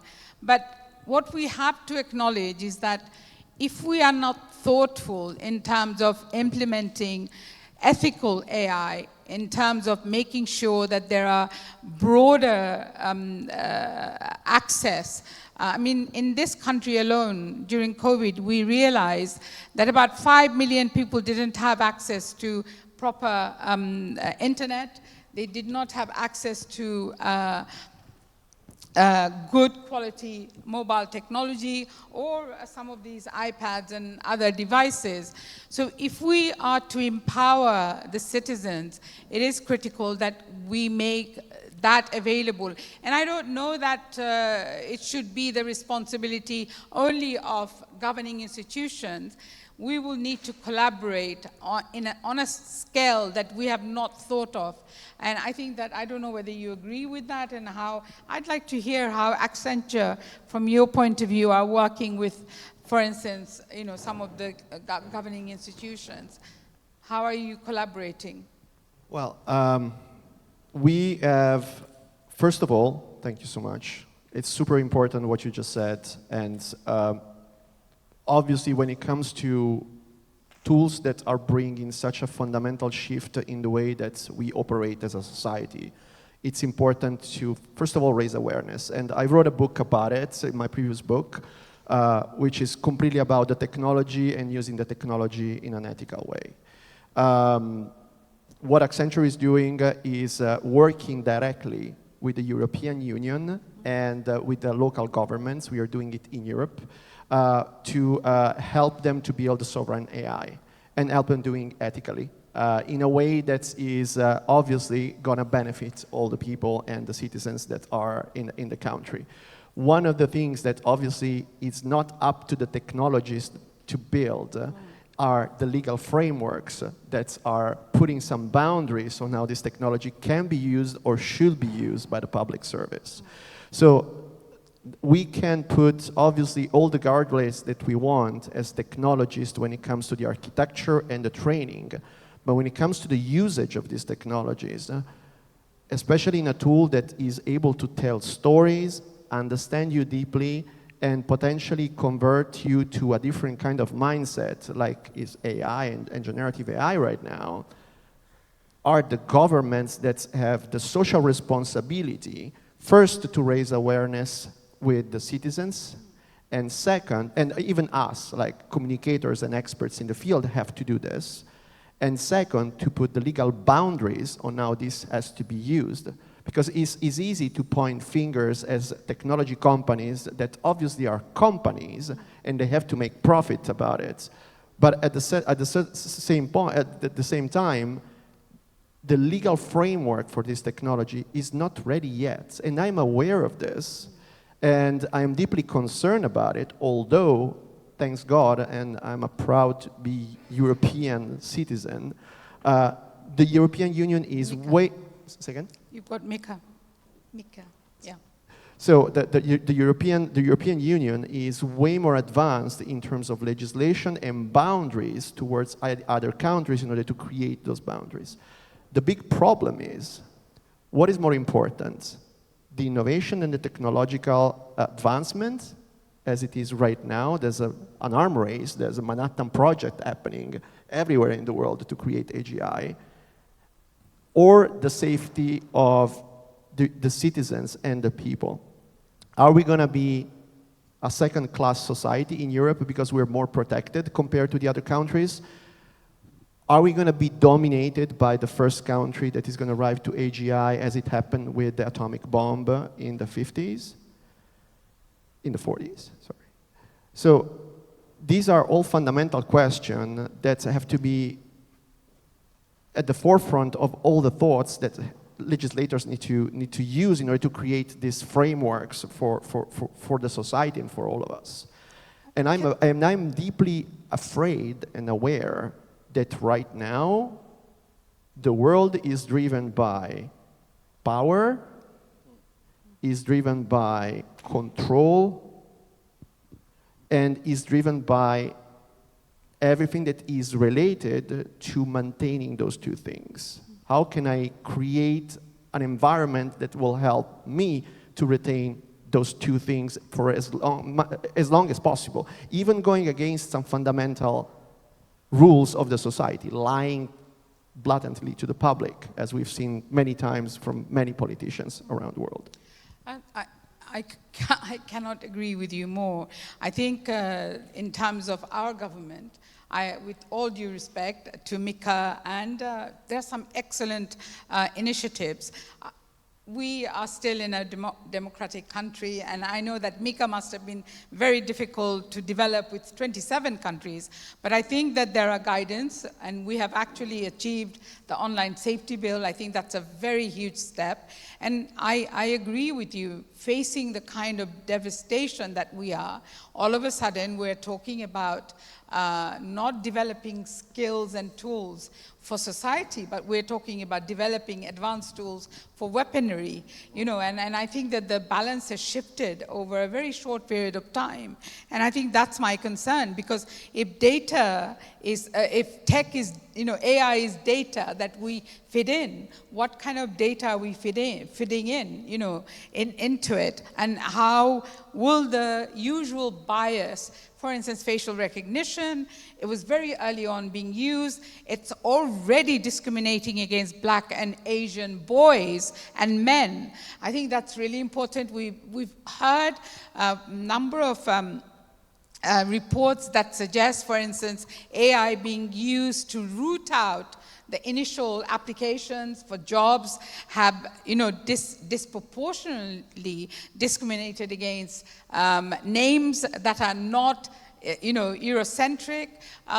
During the time we were holding the discussion on Metaverse and Web3 with children and young people, they raised all sorts of questions. And as young as 11-year-old, as young as 7-year-old, we're asking people who have produced games, including war games, why are they so Eurocentric? Why, for instance, women or girls depicted in, you know, with blonde hair, short skirts, etc. There are some very fundamental questions that technologists and creators and innovators need to ask about the broader principle on which they will live. Of course, as legislators, not just in UK, I'm a very, very minutiae of the percentage of the, you know, reflection of legislatures, but they come also from different aspects of profession and communities,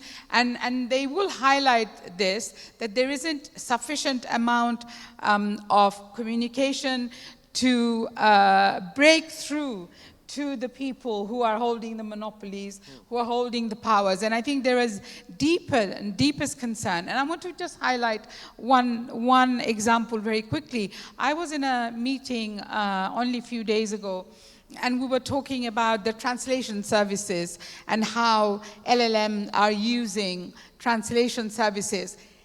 And it is absolutely frightening how some of the biases have already entered into when people are describing certain cultures, certain, you know, like in a very, like Asian women are all oppressed, etc., in provision of information and in dissemination of information about different cultures. So I think the technologies and the innovators also have some responsibility. It shouldn't always be government who's chasing the tails of partnership. You know, it has to be a two-way process. So I think, how do we make sure that new innovation respect humanity? How do we, you know, if you Google certain parts of the world, the maps of Palestine is missing, for instance. It doesn't recognize certain countries. It doesn't give adequate respect to all nations. I mean, these are political. I don't want to veer into politics, but it is, you know, innovation and technology are politics, whether it's driven by government or it's driven by those who are leading with power. If, for instance, Meta, who's creating history, they are depicting, you know, in the metaverse, new history. if they don't talk about the colonization, if they don't talk about slavery, or if they talk about it in the same context, then they're also missing their responsibility and obligation to develop tech that is for the new generation. And if the new generation of our citizens globally, not just Global South, are under 30 and they come from the Global South, then new tech has the absolute moral obligation to ensure that it reflects the broader aspects of our lives which provides dignity, which provide respect, which provides choice.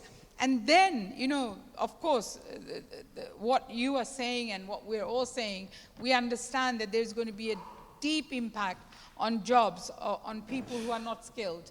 And how do we work together? How do we not work in our silos? Because as we speak now, we have created another set of, you know, very grand silos where government is in one place, the citizens in one place, the tech's in one place. So how do we avoid monopoly and make sure that we utilize our ability for collective wisdom and collective application?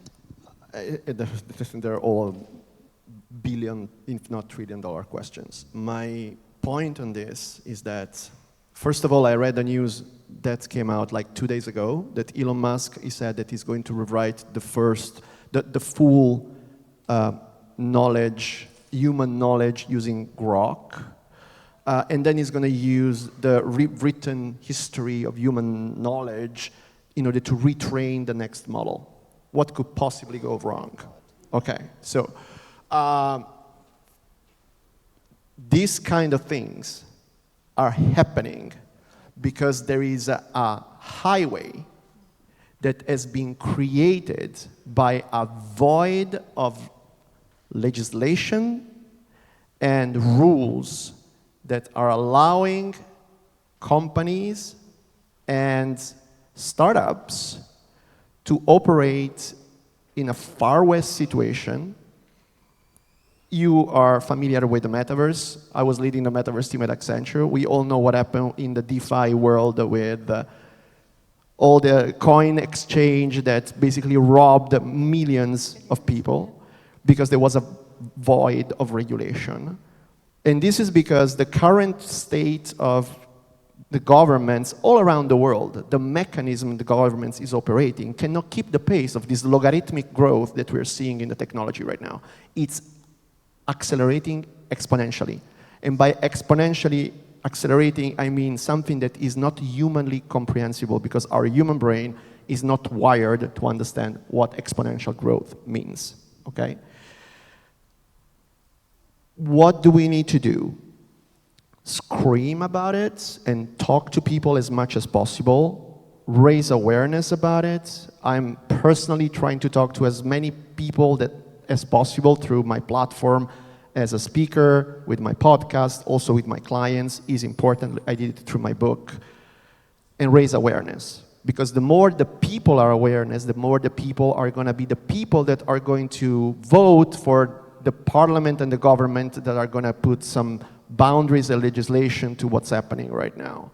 Now, in terms of the future, and now we can ensure that the future is going to be equal to everybody, and everybody's going to have the rules and the tools and the possibilities to thrive and have a good life. Well, funny enough, when people says to a crowd and to an audience, what do you think about global inequality? What do you think about education? And what do you think about access to education? Do you think increased or decreased in the last few years? Funny enough, everybody, most of the people gets it wrong because we are healthier, we are more educated, there's less inequality, we live better, all of us, thanks to advancement in technology, agriculture, telecommunications, access to information, and so on. So, now, the problem now is millions of people are going to be displaced in their work because obviously there are people that are going to be left behind, because in the early in the early 20th century, there are people that decided, no, I'm never going to buy a car because I trust my horse, and I'm going to keep working with my horse. Do that. People in the 80s never said, oh, that computer thing, I don't want to work with a computer. Do it. Keep working with a pencil and with a notepad. The work goes on. We need to instill into people an idea that the acceleration of the technology is now a fundamental part of the human evolution of this society. We are moving from a biological evolution to a technological evolution. We are living in an era that our society and the world in total is shifting from biological evolutions to technological evolution. It's going to be more and more and more like this, and there's nothing we can do about it. Now, the more we understand this and we embed it into a framework of regulatory framework that is going to govern our society, the better it's going to be for everybody. Because otherwise, we're going to be blind and we're going to put our head into the sand while the world is changing around us. Yeah, absolutely agree with both. You hit on so many topics. The way I see it is that technology advances so fast, I mean so fast, that there is no way for policy to catch up. That's one thing. But what I do think, and we will not reach consensus, realistically, between governments, that's not going to happen.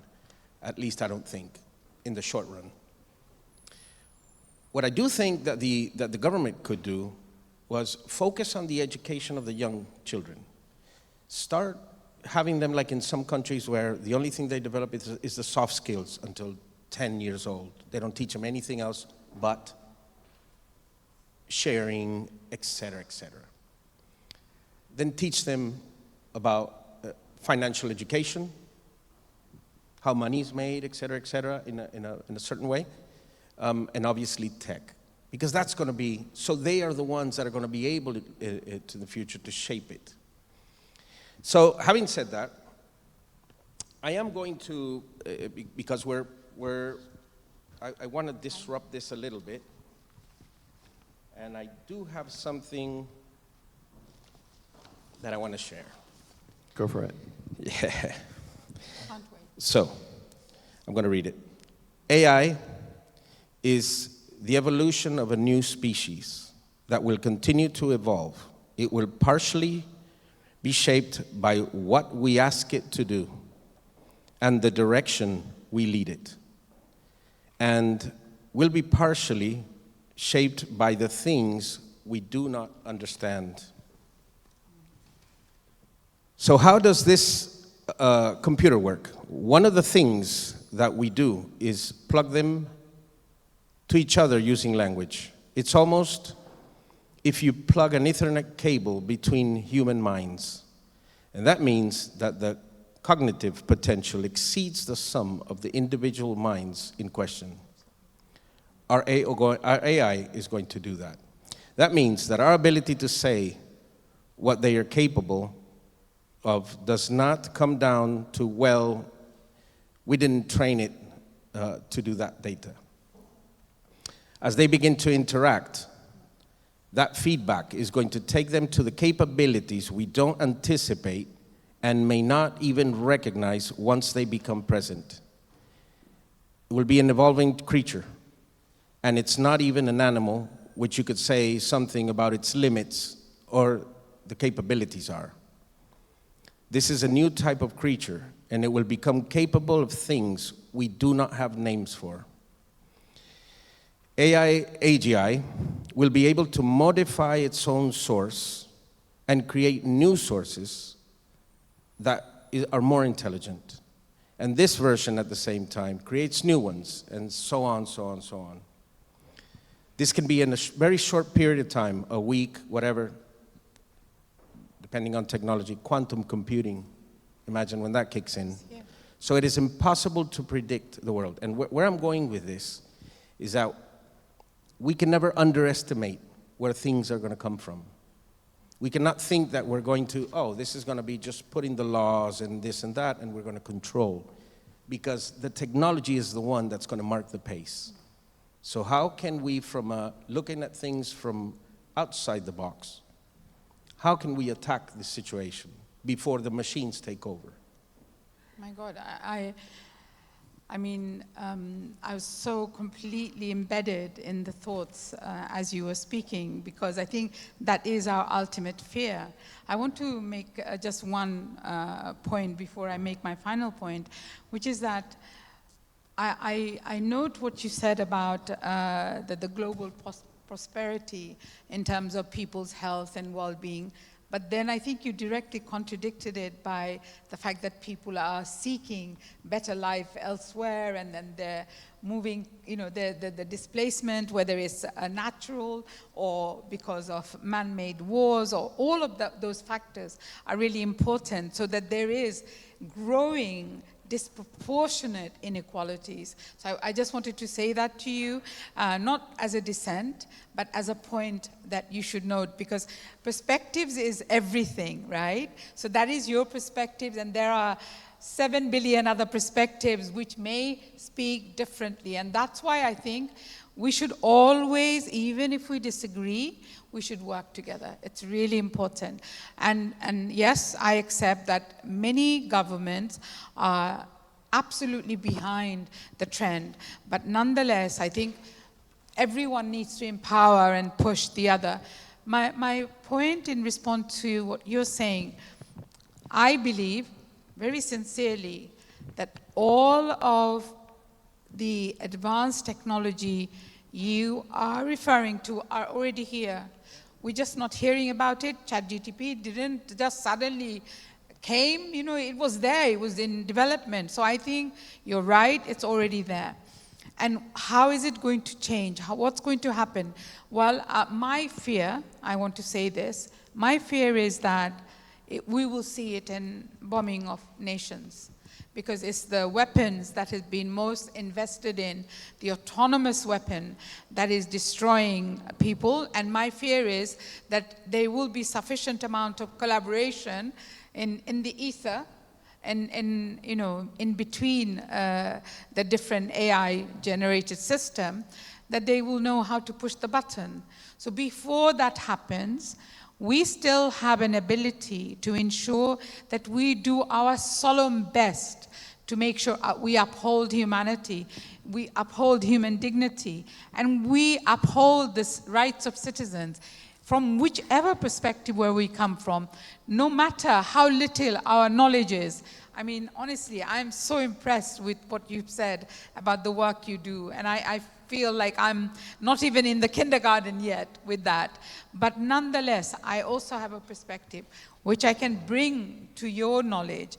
And if we can strengthen each other and acknowledge our, you know, shortfalls and have mutual respect, or we are not going to counter what may become an evil entity. We don't know, but in essence, I always want the best of everything. And so what I know is that it can also empower every child, and they don't have to come into class anymore. You know, 80 million people have 2 mobiles at least in a population of Bangladesh, which is 180 million. Can you imagine the power of that?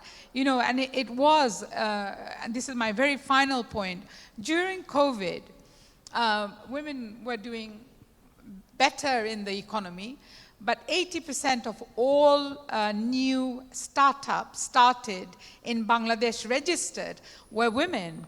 And so that we can afford the opportunities that many, many people in our world never had before. So if we can think about it like that, then I think that AI can be the common good that I felt that it could. The technology can be for the better that I felt that it should, all those 46 years ago for my child. God willing, God willing. Nick, final thoughts, Nick? Yeah. I have a provocation. Okay? Go for it. Probably you heard recently that the US government appointed very high-ranking executives from Meta, Amazon, Google with a military role. There you go. I said that. Right? Okay. So Andrew Bosworth, Bose, the guy that does Bose to the Future podcast, that leads the immersive technology business, but also AI and so on, plus other executive, Andrew Karpati and so on. They've been appointed by the US military with roles. So now they're effectively under martial law. Okay? So if they lie, if they act against the military or against the government, or if they don't keep the military informed, they can be punished with death, right? What does it mean? It means that what I said before, that we are literally in the middle of a Manhattan Project. It means that we are not going to be aware of the advent of AGI until we're going to have the drop of the atomic bomb. Nobody of you is going to wake up in the morning and see in the news, oh, AGI has been achieved. It's not going to happen. The first government that is going to achieve this, the first country, and I'm saying government because obviously now the biggest companies that are doing this are private, but they're now controlled by the military. They're going to keep the secret because this is a strategic, deep strategic advantage. Again, for control and for power. What we can do is just, first of all, hope in the goodwill and the good sense of these people that are doing this, and hope in the goodwill and the good sense of the government that are going to achieve this. Be prepared and be aware. Very likely it's going to be the last invention humanity is ever going to do. Very likely it's going to be more important than the invention of fire. It's Prometheus all over again. Again, we are moving from a biological evolution to a technological evolution. And who stays behind and puts the head in the sand is going to go extinct. That's my final thought. Would you like to make a final statement? I never thought that I would meet someone who's more skeptical than I. And you have much more efficiently described my worst fear. And I do think about that all the time, given how often we interact with different people in the government. And I think you made a very important point in the beginning, which I should have also reinforced, because the international rule of order and respect, they're all broken now. They're shattered. And I think that's why artificial intelligence, emerging technologies have become possibly the kind of threat that you're referring to. But faith and hope, okay, because I am a grandmother to 5 children. I want their lives to be more hopeful. I want them to have aspiration that they will live till their mid-60s in health and well-being and safety and security. Some of it is in our collective hands, some of it is individual hands. And like you, I agree with you wholeheartedly that we hope for their greater, better will. Amazing. Perfect.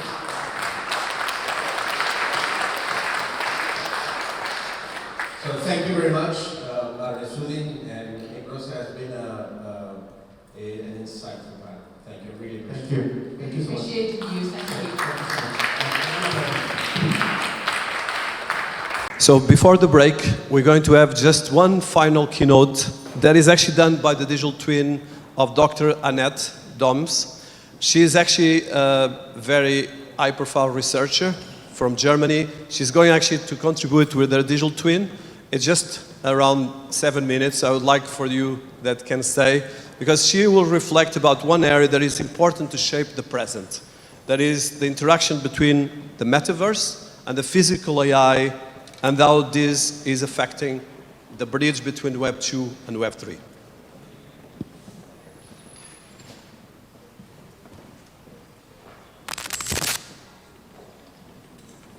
AI can paint like Van Gogh, compose like Beethoven, and write like Goethe. But here's the question. Does this make it art or just perfect imitation? In 2022, the AI-generated artwork Teatro d'Opera Spatial won an art competition and triggered a debate that continues to this day. What is art when algorithms create it? Neuroscience gives us the answer. Creativity arises from the default mode network in our brain, a network of emotion, memory, and conscious intention. AI simulates pattern recognition, but not the autobiographical experience that drives true innovation. An AI has no childhood memories, no heartbreak, no sleepless nights full of doubt. Art is more than pattern recognition. It is intentional rebellion against the expected. What makes an artist irreplaceable? There are 3 scientific pillars of human creativity. 1. Embodied cognition. Our body thinks along with us. Kandinsky developed his theory of synesthesia because he physically felt colors. AI has no body. It can only simulate sensory integration, not experience it. 2. Cultural evolution. Picasso broke with Renaissance perspective after the trauma of World War I. Hip-hop emerged from social marginalization in the Bronx. Dada was rebellion against the rationalism that led to war. AI can imitate styles, but it cannot spark cultural revolutions because it lacks existential experience. 3. Intentionality and theory of mind. Banksy didn't shred his artwork by accident. He was critiquing capitalism. Frida Kahlo didn't paint pain as decoration. She transformed suffering into transcendence. AI lacks theory of mind. It cannot understand how its art impacts other consciousnesses. Conclusion: art is human because it's allowed to fail, because it demands contradiction, because it must touch us in real life. Now, we must acknowledge, AI's pattern recognition capabilities are advancing at breakneck speed. Future AI systems may develop increasingly sophisticated forms of what resembles autobiographical experience. But even as these boundaries blur, the question remains not whether AI can simulate human experience, but whether simulation can ever equal the raw authenticity of lived reality, the scars, the joy, the cultural embedding that makes us irreducibly human. The revolution begins now. But, and this is the exciting part, a revolution is happening right now. The extended mind theory shows us our mind doesn't end at the skull. A violinist thinks with their instrument. An architect thinks with CAD software. Refik Anadol uses machine learning to turn data streams into hypnotic art installations, AI as a brush for impossible perspectives. Holly Herndon composes with Spawn, an AI she trained like a bandmate. The result is neither purely human nor purely machine. ACAN generates art from 80,000 masterpieces, but the artist curates, contextualizes, creates meaning. What if Michelangelo had access to AI? Would he have painted the Sistine Chapel faster? No. But he might have composed impossible harmonic structures. He could have shown us what it means to be human in a post-digital world. This is the future. Human-AI collaborators, a new species of artist. Why physical encounters are irreplaceable. The neuroscience of the soul mirror neurons don't just fire when seeing movements, but also when viewing art. Vittorio Galeazzi, Parma, showed. We physically feel brushstrokes along with the artist. Empirical findings show. Art reception activates the reward system more strongly in physical presence. Collective aesthetic experiences synchronize brainwaves. Discussing art activates the social brain network, areas that enable theory of mind and cultural learning. Last week at the museum, People stand longer before a hand-painted Rothko than before digital reproduction. Not from nostalgia, but because physical presence activates embodied meaning. Web 3.0 gives us global reach. Immersive galleries connect the world. But cultural movements are born through physical collectivity. Woodstock, Berlin's club scene, Burning Man, they all need bodies in space, because art must breathe, wants to be discussed, and that only works when we do it together. The future belongs to human-AI collaborators. The scientific prognosis states, AI won't replace artists. It will enable a new species of artists, human-AI collaborators who use machine learning as a cognitive tool but preserve human intentionality, cultural embedding, and embodied experience as irreplaceable foundations. My 3 theses for the future are: augmented creativity. AI expands our pattern recognition, but humans define which patterns are culturally relevant. Hybrid aesthetics. The most interesting art emerges at the intersection, neither purely human nor purely mechanical. Physical-digital fusion. Web 3.0 enables global collaboration, but cultural impact needs embodied communities. So let's use AI, but to be radically more human. AI gives us the tools, but we give them a heartbeat. That is our revolution. Thank you.